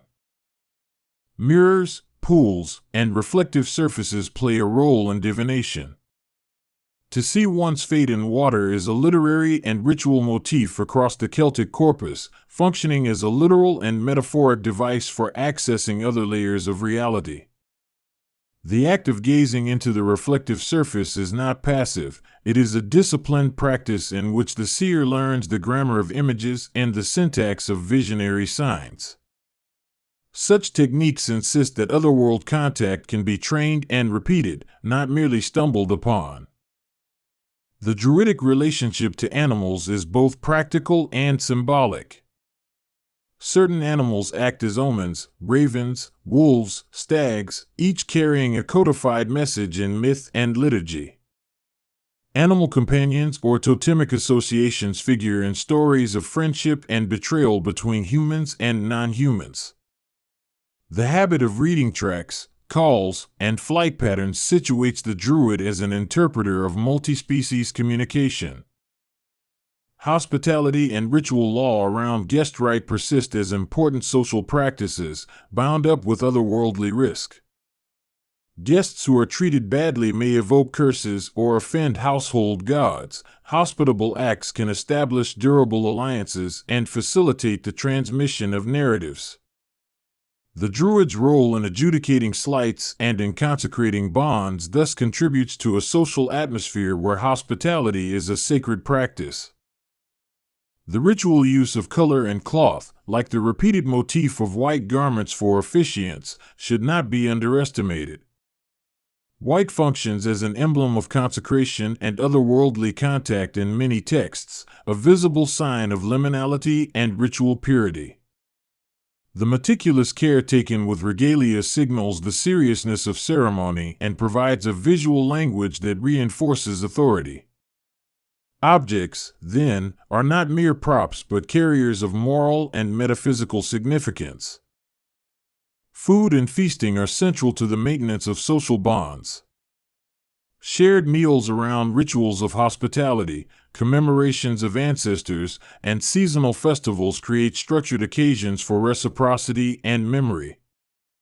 The distribution of food, the cutting of ritual cakes, and the placement of portions for the dead are ways of anchoring belief in shared practice. Such ceremonies integrate embodied needs with cosmological narratives, making the sacred available through taste and touch. The figure of the Druid in battle narratives reveals another dimension. They can be strategists, omen readers, and curses or protectors. Their interpretation of signs before combat can sway morale and decision-making. Stories of Druids sending omens or weaving protections for favored leaders underscore their role in life and death matters, where spiritual advice intersects with tactical concerns. Healing and harm sometimes coexist in the Druidic repertoire. A Druid might produce a remedy in one case and a curse in another, depending on social obligations and ethical imperatives. The capacity to exonerate or to afflict through ritual places immense responsibility upon such practitioners. The community, therefore, invests them with both reverence and wariness, recognizing the double-edgedness of their power. The sensitivity to time in Druidic practice, calendrical precision, attention to lunar phases, and the timing of rites, reflects a cosmology in which timing matters as much as method. Planting, sacrifice, and inauguration all hinge upon right time. To act out of season risks failure and invites disorder. Time is a medium of ritual efficacy, and the Druid's expertise includes an intimate knowledge of temporal cycles and their effects on practice. In the suite of symbolic technologies, the use of metalwork and crafted objects deserves notice.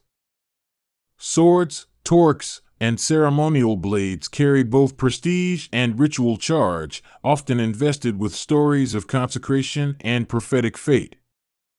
The naming of such objects in myth gives them agency and story life that extends beyond mere functionality.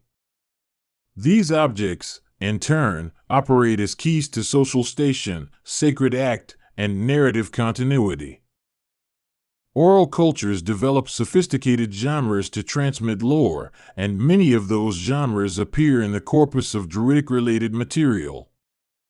Dialogues, catechetical question-and-answer formats, and mnemonic songs are ways to preserve complex knowledge without writing. The very structure of oral pedagogy, repetition, metrical constraint, communal recitation, serves mnemonic ends and encodes a long cultural memory in living practice.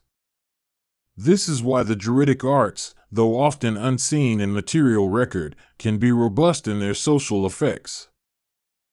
The modern scholarly imagination has often sought to reconstruct a single Druidic doctrine, but the evidence argues for local variation and historical layering. A Druid in 1st century Gaul may have functioned differently from an 8th century Irish counterpart, and both differ from modern ceremonial Druids. Yet across time certain constants recur: the mediation between worlds, the sanctity of certain landscapes, and the centrality of memory and verse. Those constants create identifiable continuities without implying a static, monolithic institution. Travel and contact shaped Druidic practice too. Trade routes, intermarriage, and warfare brought ideas and objects across regions, introducing other cosmological elements that intermingled with local traditions. Migration of learned families carried genealogies and legal texts across island and continental boundaries. The resulting cosmopolitanism, small in scale but significant in cultural terms, means Druidic forms were never wholly isolated but part of a wider network of exchange. Ritual law's role in environmental stewardship is a theme that resonates with modern readers. Restrictions on cutting certain trees or hunting certain animals, taboos around sacred places, and rituals that regularized resource use can be read as proto-environmental regulations. These norms balanced human needs with the perceived demands of a world in which non-human beings held claims. In this way, ritual and law joined forces to manage scarcity and encourage sustainable practice. The interplay between literacy and orality is crucial to trace. The spread of monastic scriptoria introduced permanent records that reshaped memory practices, even as oral forms continued.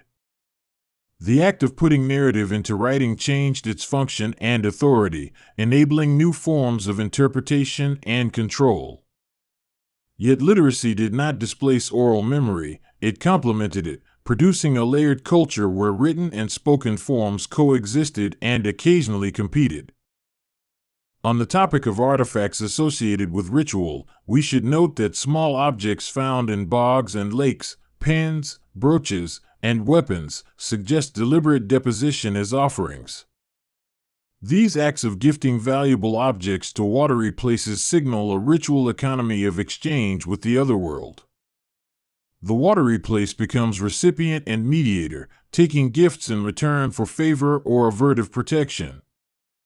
Such practices persist across centuries and connect tangible artifacts to long-standing cosmological habits. The sense of historical continuity is complicated by intentional reinvention. At different moments in history, groups have revived or reimagined Druidic practice to serve contemporary ends, sometimes blending scholarly reconstruction with imaginative creativity. These modern revivals have been criticized for inauthenticity and praised for meaningful spiritual renewal. The tension between authenticity and reinvention is, perhaps, intrinsic to any living tradition that draws on fragmented historical memory. The interplay between law, ritual, and political power continues to be a fertile subject for scholars. How did ritual authority translate into political influence? At moments of succession and crisis, ritual validation by a druid or learned person could tilt outcomes. Understanding that dynamic helps explain why rulers invested in ritual patronage and why Druidic figures could become central players in political drama. In popular imagination, Druids have often been cast as enigmatic sages in flowing robes, leaning on staves and murmuring incantations. This image is partly the product of literary and visual cultures that have made Druidry picturesque. While evocative, it risks flattening the historical complexities beneath a single romantic stereotype. The living reality was messy, contested, and diverse, composed of a variety of actors with differing skills and social placements. Ethnographic parallels remind us that ritual specialists do not act in isolation. They are embedded in webs of kinship, clientage, and reciprocal obligation. The Druid's power depends upon social recognition, patronage, and the continued success of ritual claims. When social conditions change, through conquest, conversion, or economic shift, their roles adapt or disappear. This adaptive capacity explains both the longevity and the transformation of Druidic forms across history. Myths about origin and apocalypse surround Druidic figures in various traditions. Some tales imagine the Druids as descendants of primordial peoples who once knew the secrets of the world. Others depict their knowledge as destined to vanish under new orders. These meta-narratives reveal anxieties about memory and loss, and they shape modern attempts to reconstruct continuity. They are, in other words, not just stories about the past, but narratives that mobilize present concerns about identity and transmission. The academic effort to recover Druidic worlds can be a form of imaginative discipline, asking historians to weave disparate strands into plausible accounts without overreaching. Interdisciplinary work, drawing on archaeology, philology, folklore, and comparative religion, produces a richer and more careful picture. It respects the multiplicity of sources while acknowledging the gaps that remain, and it keeps us attentive to how narratives of the past are themselves acts of meaning-making. To trace the mystical world of the Druids is to notice the constant tension between secrecy and publicity, between the intimate encounter with the otherworld and the communal need for ritualized structure. The Druid mediates at every scale, from the personal household right to the public law-giving assembly. This duality makes their role endlessly adaptable and perpetually contested. Modern spiritualities that look to the Druids often ask, what practices might help us reorder our relation to the earth today? Contemporary answers range from ritual reconstructions to activism and ecological stewardship, each drawing on different strands of the past. The enduring appeal of the Druidic image, then, lies in its capacity to offer a model for integrating knowledge, ritual, and moral attentiveness to place. In the end, perhaps the most remarkable continuity is not an unbroken line of priesthood but a shared human yearning, to be heard by a world that often speaks in inscrutable ways, to find interpreters who can translate omens into counsel, and to bind communities together through rites that mark time and destiny. The Druids, in their manifold historical forms, embody that yearning, an orientation toward the mystery at the heart of things and the methods by which humans learn to live with it. Even now, as roads and lights lace through ancient forests and lakes, the places where the past lingers still evoke old attentions. A farmer may pause at a standing stone, a child may play among the roots of an ancient oak, and a singer may hum an old verse that remembers a name. These small continuities remind us that history is not only preserved in books but inscribed in landscape, habit, and the lingering echo of ritual sound. To listen to the long history of the Druids is to be invited into a practice of attentive hearing, of noticing how language and landscape, law and lyric, prophecy and agriculture weave together into lived cultures. It is to recognize that the mystical world they inhabited was not escapist fantasy but a set of disciplined practices for negotiating a world alive with agency. Across centuries, that orientation has reshaped itself again and again, returning in new garments to the perennial human questions about how to live well within a world that is, in many ways, alive. There are moments in history when a way of thinking seems to belong both to the earth and to an idea, and that is how the figure of the Druid first enters the long human story. They feel ancient because they are held in the memory of lands that have not forgotten the shapes of trees and stones, and because classical writers like Julius Caesar named them as a class of learned men and women among the Celtic peoples.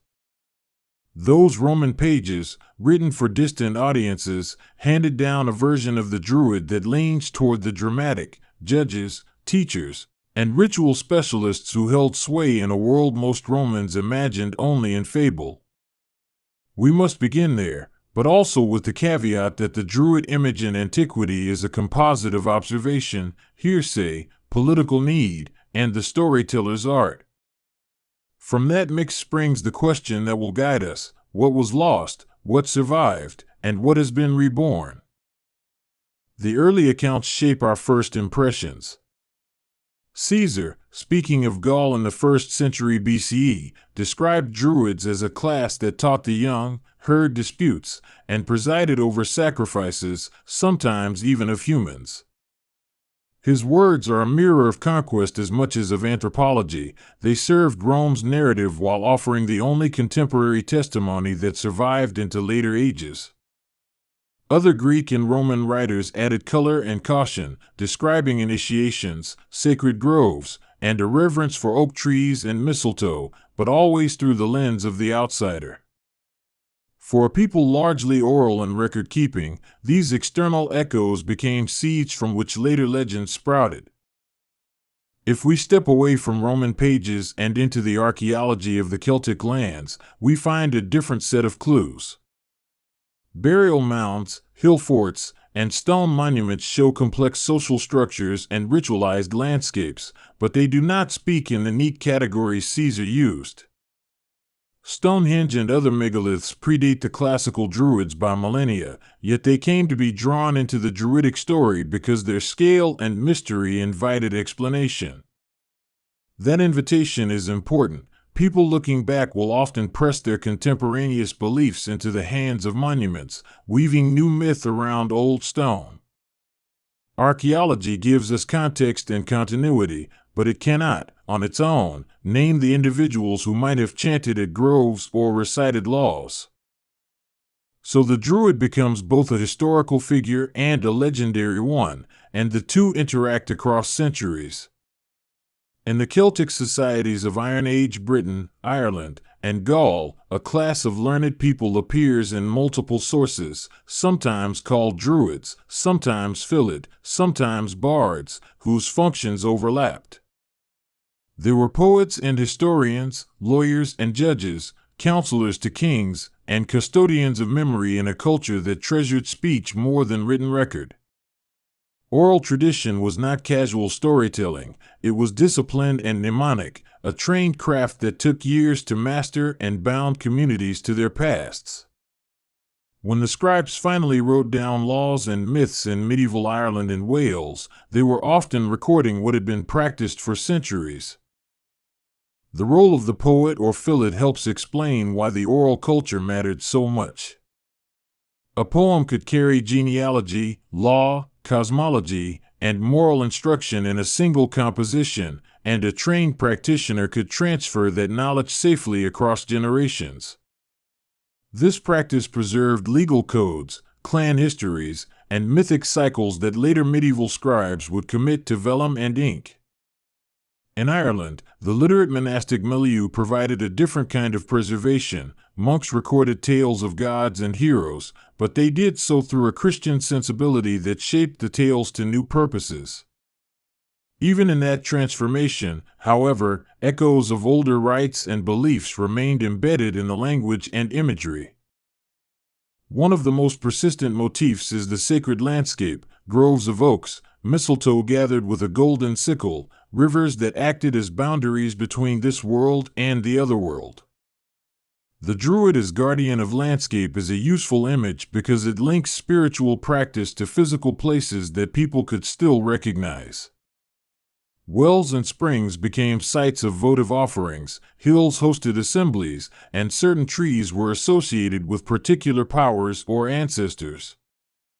This localization of the sacred created a choreography of life, birth, naming, weddings, deaths, that followed not only social law but also a map of the land itself.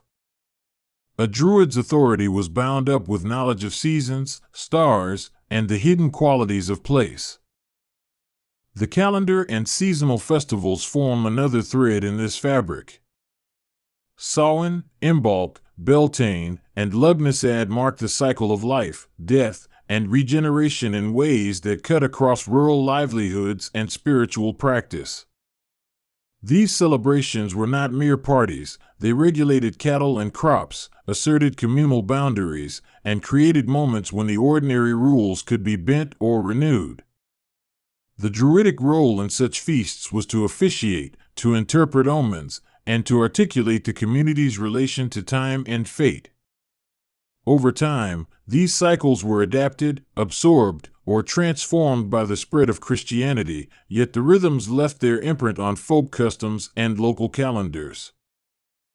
Christianization is a central chapter in the Druid story of decline. Monks and bishops encountered Celtic peoples with deep-rooted local practices, and the response varied from accommodation to confrontation. In some places, sacred wells became the sites of saint shrines, pagan festivals were reinterpreted as Christian feasts, and bards found roles within monastic or courtly patronage. In other places, banishment or suppression of certain rites occurred, especially where pagan practices were thought incompatible with centralized ecclesiastical authority. The transition was complex and uneven. It rarely erased the past entirely, but rather braided it into new forms. Legal and social shifts also changed how learned classes functioned. The Brehon laws of Ireland, recorded by native jurists in the medieval period, show a legal sophistication that echoes older practices. These laws regulated everything from marriage and kinship to compensation for injury, and they reveal a society in which specialists in law and poetry had institutional roles. As kingship structures centralized and later as feudal systems reorganized land and authority, the old patterns were stressed. Yet the existence of written law and recorded lore suggests that the knowledge those Druids once guarded did not evaporate, it adapted to new custodians and new literacies. At the edges of recorded history, stories linger of individuals who preserved older knowledges. In the medieval and early modern periods, there were people described as wise women, shanahi, bards, and cunning folk who practiced a kind of living folklore. They were healers and diviners, keeping herbal lore and folk remedies. They recited genealogies and tales that connected present people to mythic pasts. For many rural communities, these figures acted as local custodians of an older worldview, blending practical knowledge with ritual speech. To observers from outside, these practitioners were sometimes dismissed or feared, but they were essential nodes in the chain of survival. The notion of deliberate persecution and eradication by external powers is tempting, but the decline of the classical Druid is more complex than a single annihilating blow. Roman conquest in Gaul did disrupt local power structures and may have targeted ritual specialists, yet in the British Isles, Roman contact was not uniformly destructive to indigenous learning. Later, Christian missions reshaped institutional religion, but Christian scribes sometimes preserved pagan lore even as they suppressed pagan rites. Economic changes, loss of patronage systems, and shifting political landscapes all played their part. The disappearance of the Druid as a distinct, clearly identifiable caste is better understood as the dissolution of particular social forms within broader historical processes. Into the early modern imagination stepped antiquarians and poets who wished to recover or reimagine the Druid for their own eras. The 18th century saw a surge of interest in Britain's ancient past, and writers and clergymen speculated about the connections between megaliths, bards, and the Druids of classical description. For some, Druids became noble ancestors, a poetic language for national identity and a critique of modernity. For others, they became a stage for romantic fantasies about lost knowledge and spiritual purity. This revival of interest often conflated widely separated ages and practices, but its energy would feed later movements of cultural and spiritual renewal. In that climate of revival, figures appeared who genuinely believed they could reconstruct an ancient Druidic order, and some of them created institutions that survive to this day in altered forms. The Gorsedd of Bards, a kind of ceremonial gathering of poets and public figures in Wales, emerged from such impulses, shaped by the creativity of its founder who mixed genuine tradition with creative invention. Fraternal orders in the cities adopted the Druidic name too, turning it into social clubs that borrowed ritual language for convivial and charitable purposes. These modern orders were rarely about authentic pre-Christian rites. They were, instead, expressions of a longing for continuity and meaning rooted in place and poetic memory. The 19th and early 20th centuries witnessed a flowering of Celtic studies alongside Romantic nationalism, and archaeological discoveries fed public fascination with ancient peoples. Scholars cataloged artifacts, deciphered inscriptions like Ogham, and studied medieval manuscripts to recover language, law, and myth. This scholarship sometimes corrected earlier Romantic myths, while at other times feeding them, as academics debated what constituted authentic Celtic religion and what was later elaboration. Public spectacles, poets' gatherings, harp festivals, and pageants brought the idea of the Druid to a wider audience, and with those spectacles a modern Druid identity began to take shape. By the mid-20th century, a newly formed movement would call itself Druidry in a self-conscious modern sense, combining elements of antiquarian curiosity, poetic sensibility, and ecological concern. Ross Nichols and Britton formed a group that emphasized the bards, ovates, and Druidic grades, combining ritual creativity with nature-centered spirituality. These modern Druids looked to reconstruction, to scholarship, and to imaginative ritual as a way to create meaningful practice for contemporary life. Their ceremonies often center on seasonal cycles, poetic inspiration, and community service rather than claims to direct historical continuity. This is important because modern Druidry is not a single thing but a constellation. Some groups attempt rigorous historical reconstruction, using archaeological evidence and early texts to recreate probable practices. Others embrace a creative, folkloric revival that allows for new ritual forms inspired by an imaginative past. Still others are explicitly syncretic, blending Druidic themes with broader neo-pagan or ecological philosophies. What unites them often is an emphasis on the sacredness of nature, the importance of storytelling in music, and a ritual language that honors ancestors in both human and non-human terms. The intellectual debate about continuity versus invention has been robust and sometimes heated. Historians and archaeologists stress that much of what was claimed as ancient Druid ritual in the 18th and 19th centuries was a form of creative anachronism. The forgeries and inventions of certain influential antiquaries misled public imagination, and modern scholars have worked to separate evidence from romantic projection.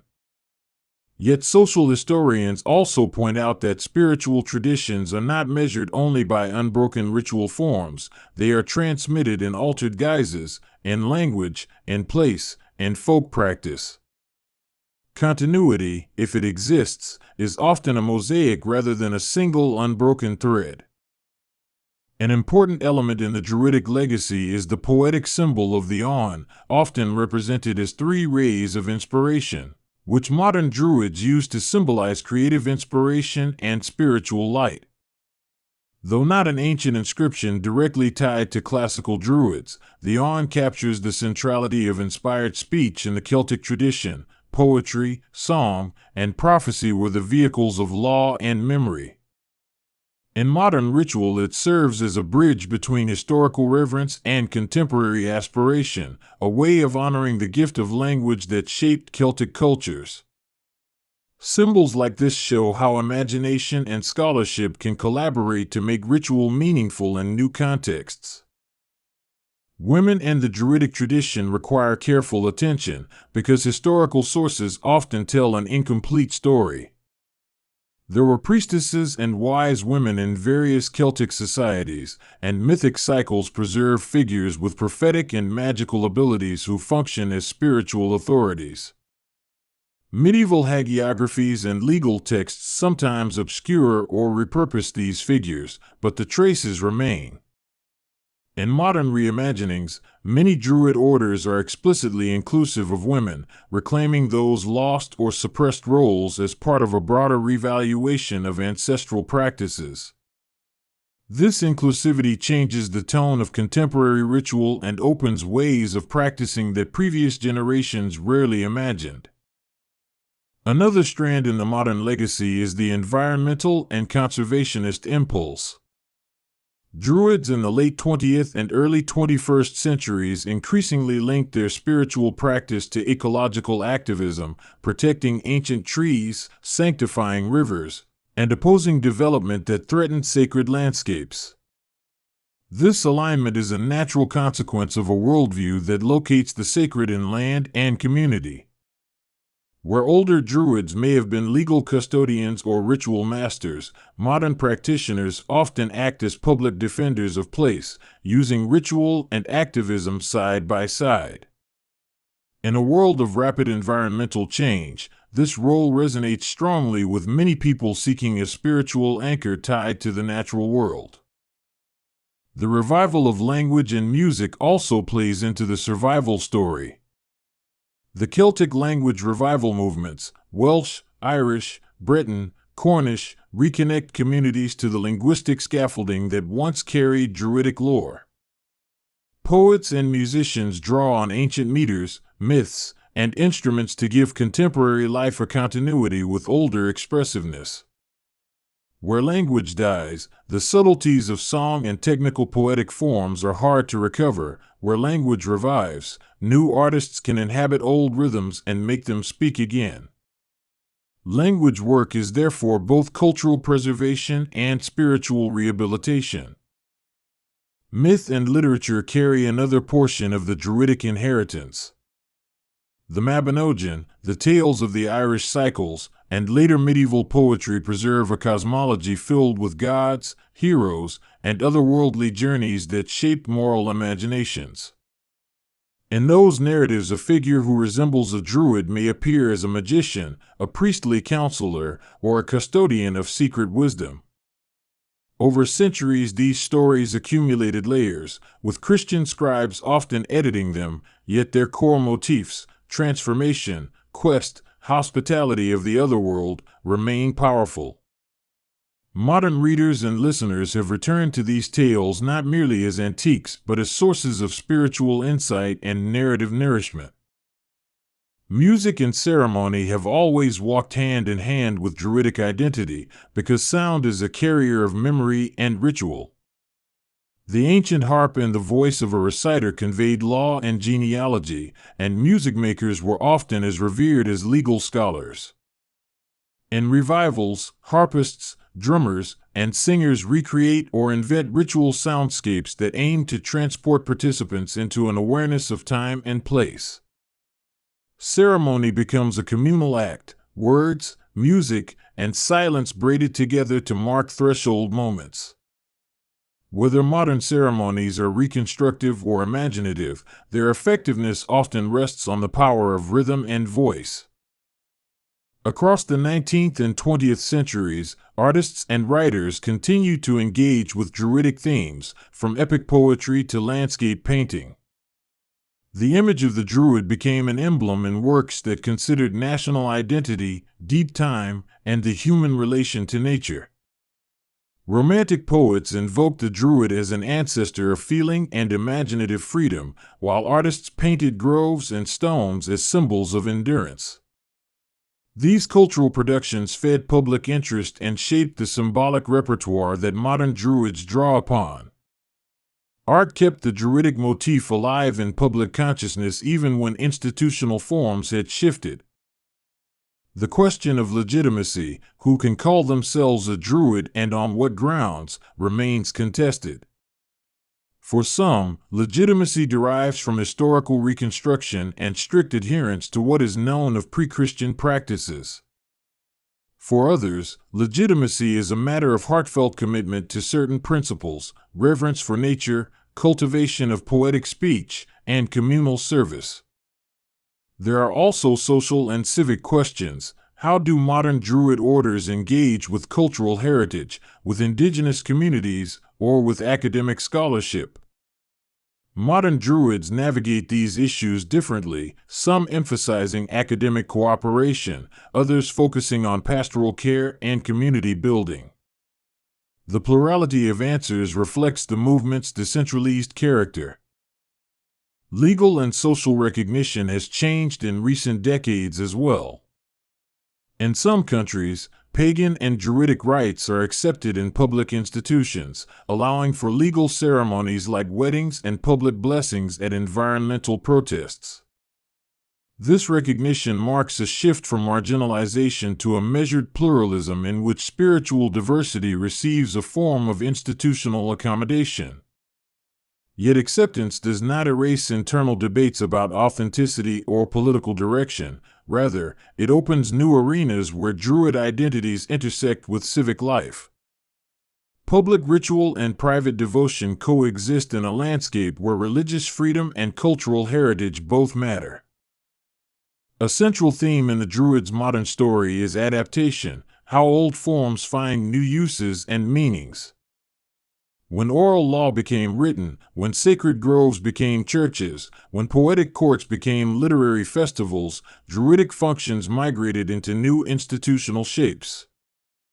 In each migration, something was lost and something else was gained. Legal exactitude replaced oral nuance in some cases, while literary preservation enabled broader dissemination. Adaptation allowed for survival in the sense that elements of Druidic culture were grafted onto succeeding structures and so persisted in altered form. That process is messy but also inventive. The emotional resonance of the Druid image is part of why it continues to attract people. For many, the idea of a wise elder who listens to the land and teaches with poetry offers a corrective to modern life's fragmentation. The Druid embodies an ethic of attention to seasons, to kin, to community obligations, and to the non-human world. This ethic is attractive not because it promises a return to a mythical past, but because it offers a reorientation of values that feels urgent in a time of ecological crisis. The Druidic symbol is thus less an ancient relic and more a living metaphor for care. The role of ritual specialists in any culture is to translate the ineffable into communal action, and modern Druids consciously take on that role. They preside over rites of passage, lead seasonal ceremonies, and fashion liturgy that aims to be meaningful for people raised in secular contexts. These rituals often emphasize presence and poetic speech, aiming to create moments of depth without requiring doctrinal assent. In doing so, modern Druids fill a long-standing human need for communal marking of life's passages. The content of the ritual evolves, but the social function remains familiar across time. Comparative religion offers perspectives that help explain why Druidry resonates beyond its Celtic roots. Every culture has had specialists who mediate between ordinary life and larger meanings: shamans, priests, sages, oracles. Druids are one historical instantiation of this universal role, shaped by local ecology, social structures, and literary traditions. In the modern world, borrowing and translation across traditions is common, and many contemporary spiritual seekers blend elements from diverse sources. This hybridity complicates purity claims but also enriches the repertoire of practice available to people seeking spiritual engagement. The academic field has its own rhythms of reassessment and discovery. New archaeological techniques, radiocarbon dating, landscape surveys, paleobotany, have refined our understanding of how ancient peoples lived with and used their environments. Linguistic analysis helps trace how certain words and concepts might have moved across centuries, and manuscript studies reveal how scribes were selective and creative in what they wrote down. These technical developments do not settle all debates, but they provide firmer grounds for reconstructive efforts and cautionary frames for romantic claims. Scholarship and practice thus engage in a productive tension that benefits both sides. Because of the Druidic emphasis on oral skill, the loss of certain practices is especially poignant. The old techniques of mnemonic composition, the exacting meters of classical Irish poetry, and the social role of the poet as legal validator were difficult to maintain without stable patronage. When political upheavals disrupted patronage networks, the professionalization of poets and jurists declined. The result was not a sudden rupture but a thinning of professional cadres that had once supported the transmission of specialized knowledge. Yet in places where patronage persisted or where scribes preserved texts, kernels of the old forms endure. The artifacts of the past, carved stones, inscribed agam, harp fragments, legal manuscripts, act as anchors for imagination and research alike. Scholars draw from these materials to reconstruct probable practices, while poets and ritualists adapt them into contemporary motifs. Museums and archives thus serve a dual purpose, conserving material culture and inspiring creative re-engagement. Exhibitions and public programming that contextualize these artifacts help audiences appreciate complexity without succumbing to simplistic myth-making. The dialogue between material remains and living tradition continues to deepen public understanding. One often overlooked dimension is the interpersonal transmission of lore within families and local communities. Even when public spectacle fades, private customs, naming practices, household blessings, harvest rituals can persist through domestic practice. These habits of everyday life keep alive attitudes toward the land and the unseen that are difficult to trace through monumental archaeology. Folklorists who gather oral histories often find surprising continuities, stories, songs, and local rules that bear the imprint of older systems. In this way, the Druidic imprint survives in small acts as well as grand ceremonies. The modern Druidic movement's relationship with indigenous and other spiritual traditions requires sensitivity. Some practitioners draw inspiration from a panoply of sources, yet it is important to avoid romanticizing or appropriating living traditions in ways that erase their distinct histories. Responsible practice involves acknowledging sources, supporting indigenous stewardship of sacred sites, and engaging in ethical exchange rather than unilateral borrowing. This ethical orientation is increasingly part of how many contemporary Druids frame their work. Respect for living communities is a moral imperative as well as a practical one. Technological change also shapes how Druidic ideas circulate and evolve. Digital media enable distant communities to share rituals, study ancient texts, and create networks of practice that were once impossible. Online courses, podcasts, and streamed ceremonies allow people to participate in seasonal celebrations and study groups from far-flung places. This virtual connectivity both democratizes access and raises questions about embodied practice, how meaning translates when ritual is mediated by screens. Practitioners negotiate these challenges by blending online learning with local gatherings and by emphasizing lived engagement with place. Technology thus becomes a tool, not a replacement, for grounded ritual. Ecumenical engagements between Druids and other faith communities have become common in plural societies. Interfaith dialogues focus on shared concerns, environmental stewardship, community service, cultural heritage, providing space for Druidic voices in public conversations.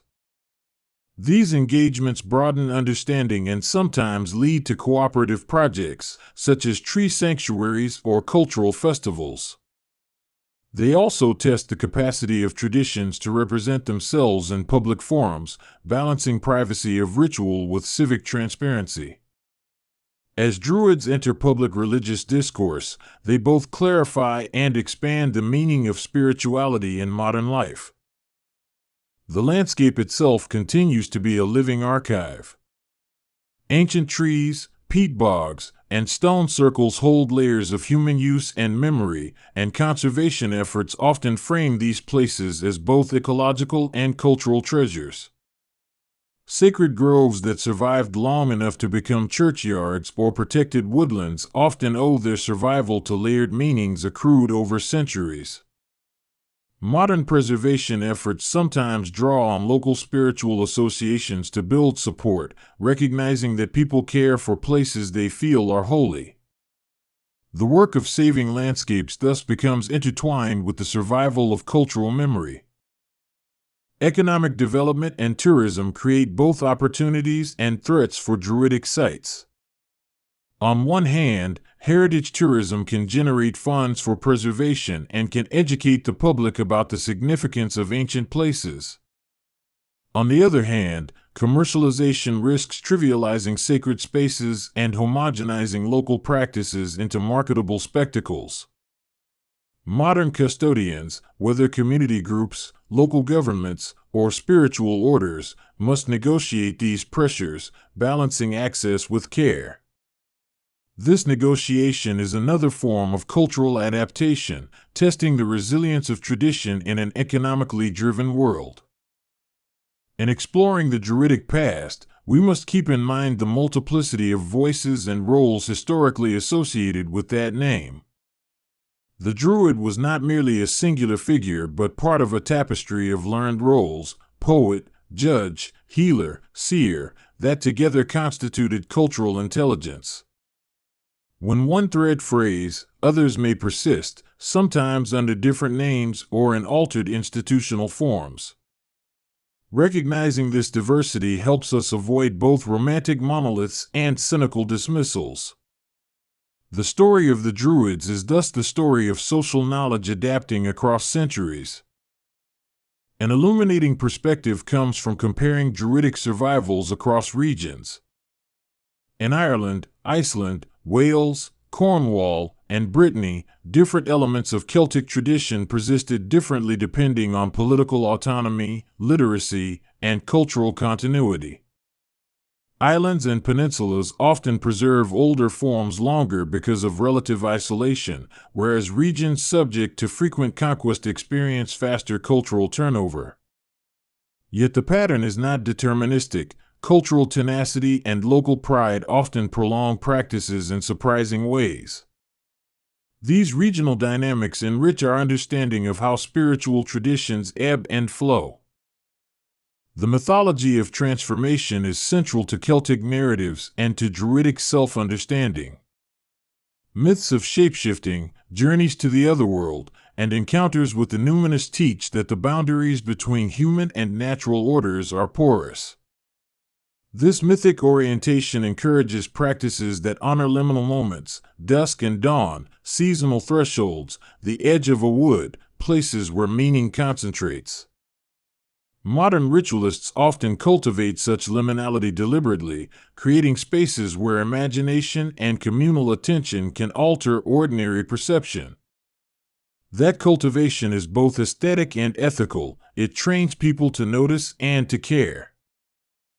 Education remains a core concern for contemporary Druid communities. If ancient Druids were teachers, modern Druids see themselves as continuing that pedagogical function, offering classes in herbalism, myth, ritual technique, and ecological stewardship. Unlike older systems dependent on rigid apprenticeship within a patronage economy, modern education is often voluntary, open, and diverse, drawing participants from many backgrounds.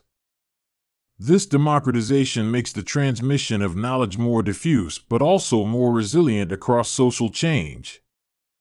Education thus becomes a bridge between scholarly reconstruction and lived practice. The question of ritual secrecy versus openness is a recurring ethical dilemma. Historically, certain knowledge may have been held within a small cohort to preserve sanctity or social status. In modern contexts, secrecy can protect sacred practices from ridicule but can also prevent healthy critique. Many modern orders choose transparency about basic beliefs and openness to public education while keeping certain initiation rites private to preserve their experiential depth. This balance attempts to respect both community safety and the public's interest in cultural heritage. The choices communities make reveal much about their values and priorities. For many individuals, the attraction to Druidry is personal and pastoral rather than political or academic. People come seeking solace, a sense of belonging, or a ritual language for mourning and celebration. Small Druid circles often function as support networks that meet regularly, practice together, and address local needs through service and ceremony. These lived communities are the primary engines of continuity because they transform abstract values into everyday practices of care. The microcommunity thus becomes the contemporary hearth around which the long story continues. The arts continue to be a vital medium for Druidic expression. Poets, musicians, sculptors, and makers create works that reinterpret ancient motifs for modern audiences, translating myth into forms that speak directly to contemporary concerns. Public art installations and performances can render invisible histories visible and help communities reclaim landscapes and narratives. Artistic practice merges scholarship, devotion, and social commentary, offering fresh ways to think about heritage and belonging. In this sense, creativity functions as both homage and innovation. Still, there are tensions in the public representation of Druids that require careful handling. Sensationalized depictions in popular media often repeat fantasies of mistletoe-laced oak priests performing exotic rituals, which can flatten the tradition into a caricature. At the same time, overly academic denials of any continuity can alienate people who feel genuinely connected to a reconstructed or reimagined practice. The healthiest path forward tends to be one of nuanced storytelling, respecting evidence while acknowledging the living power of symbol and ritual. Honest narration allows both scholarship and spiritual life to coexist.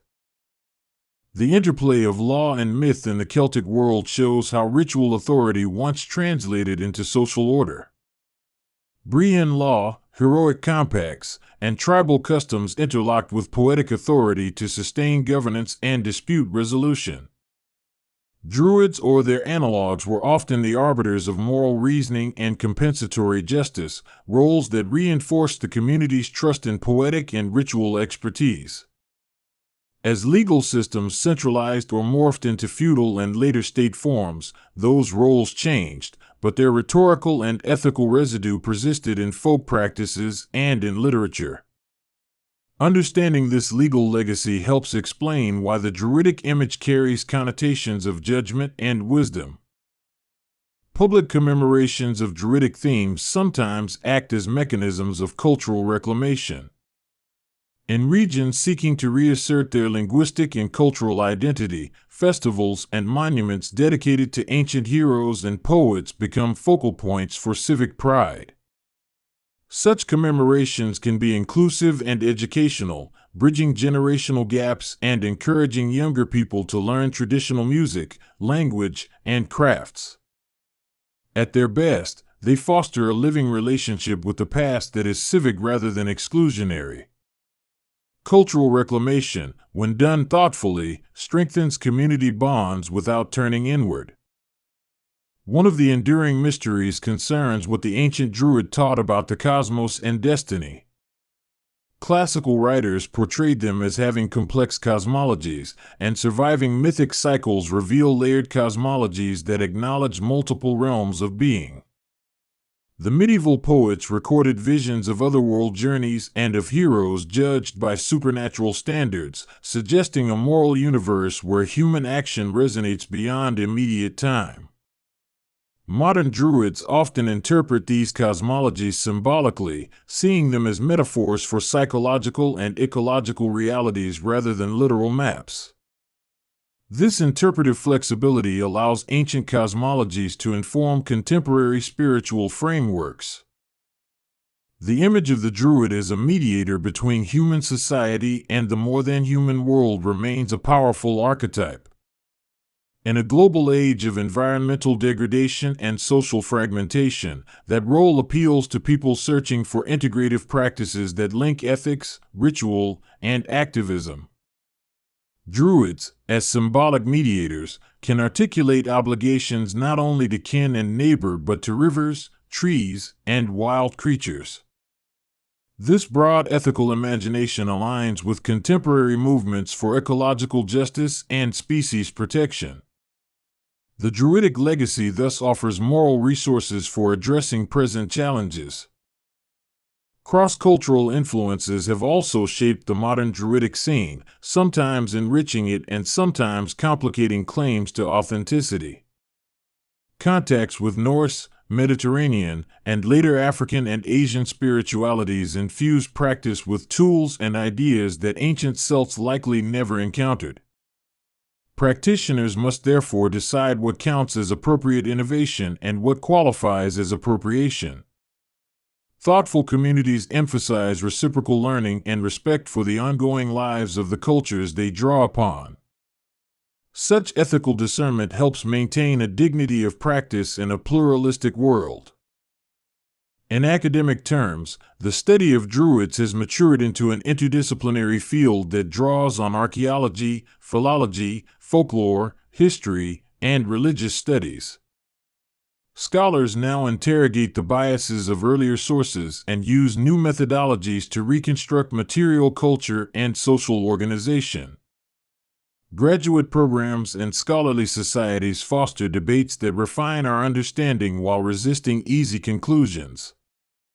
This institutionalization of Druidic studies ensures that claims about the past are tested rigorously, even as practitioners draw inspiration from that scholarship. The cross-pollination benefits both scholarship and lived tradition. Looking at ritual form, modern Druids often divide spiritual development into stages or grades: bardic, ovate, and druidic, each emphasizing different skills like poetry, divination, and leadership. These categories echo medieval distinctions and learned ranks, yet they are adapted to contemporary pedagogical needs. Initiation ceremonies mark transitions between stages, and the content of training includes study, personal reflection, and service. Such structures provide coherent paths for spiritual growth and create communal norms that support practice. They also reflect the modern desire for systematic spiritual formation within a loosely organized movement. The preservation of sacred sites has become a pressing political issue in many parts of the world. Ancient burial mounds, stone circles, and holy wells face threats from development, agriculture, and even well-meaning tourism. Activists, sometimes including Druids, work to protect these sites through legal designation, stewardship, and public education. Their efforts remind us that spiritual and cultural heritage can be a powerful motivator for environmental protection, and that the survival of place-based traditions depends on sustained civic commitment. Preservation, in this context, becomes both cultural memory and ecological care. The personal accounts of conversion to Druidry reveal a wide variety of motivations. Some are drawn by ancestral ties, some by literary or musical exposure, some by ecological concern, and some by profound experiences in nature. These stories often highlight moments of recalibration, an encounter with a wild place, the death of a loved one, or the discovery of a poem that articulates a previously inchoate yearning. Ritual and study provide frameworks for integrating such experiences into everyday life. Hearing these narratives helps us appreciate the movement's human scale and the variety of ways people find meaning in Druidic idioms. The repertoire of contemporary ritual resources shows both continuity and creativity. Liturgies borrow phrases from medieval texts, invoke mythic figures, and create new prayers that speak to modern concerns: healing, climate justice, communal resilience. Instruments like the harp and drum are used alongside spoken word and silence to structure ceremonies. The ritual aims to cultivate attention, gratitude, and ethical resolve rather than to prescribe dogma. This functional approach to liturgy makes ceremony an adaptive and pragmatic tool for spiritual formation. Druidry's engagement with the arts extends to contemporary poetry and music festivals, where recitation and performance evoke the oral traditions of old. Public readings, storytelling sessions, and musical gatherings revive the communal settings where knowledge was once transmitted orally. These events create social spaces for intergenerational exchange, modeling how learned culture can be accessible and participatory. In performing art, the ancient skill of mnemonic composition finds new expressions in modern creative forms. The arts thus act as living continuations of an oral heritage. The narrative of decline and survival is not purely melancholic, it also contains moments of reinvention and flourishing. Where one institutional form fades, others emerge. Bards become poets and educators, ritual custodians become conservationists, and legal memory becomes archived law. This adaptive resilience is the core of cultural survival, the ability to transform functions into new forms while retaining ethical and aesthetic commitments. The Druidic story, then, is less about simple disappearance and more about metamorphosis across centuries. The modern legacy is a testament to human capacity for reweaving meaning. As we look to the future, several tensions remain unresolved: how to balance historical fidelity with creative practice, how to respect living cultures while building new communities, and how to act ethically with regard to sacred landscapes. Addressing these tensions requires humility, scholarship, and a commitment to ethical engagement with the natural world and with other cultures. It also requires an imagination capable of holding both continuity and innovation at once. The Druidic inheritance is not a fixed treasure chest but a living conversation that invites ongoing stewardship. In the final analysis, the story of the Druids teaches us about memory, place, and the human need for ritual and wisdom. What was once a specific social role in ancient Celtic societies has become a symbol, a practice, and a moral resource that continues to evolve. Decline, survival, and revival are all parts of the same narrative arc, one that moves from oral courts and sacred groves to scholarly debate and modern gatherings under starlight. The continuity we find is not a simple line but a braided rope, several strands of law, poetry, ritual, and environmental care wound together and refashioned across time. The Druidic legacy is alive because people continue to find meaning in its rhythms and symbols, adapting them to answer the needs of each new age.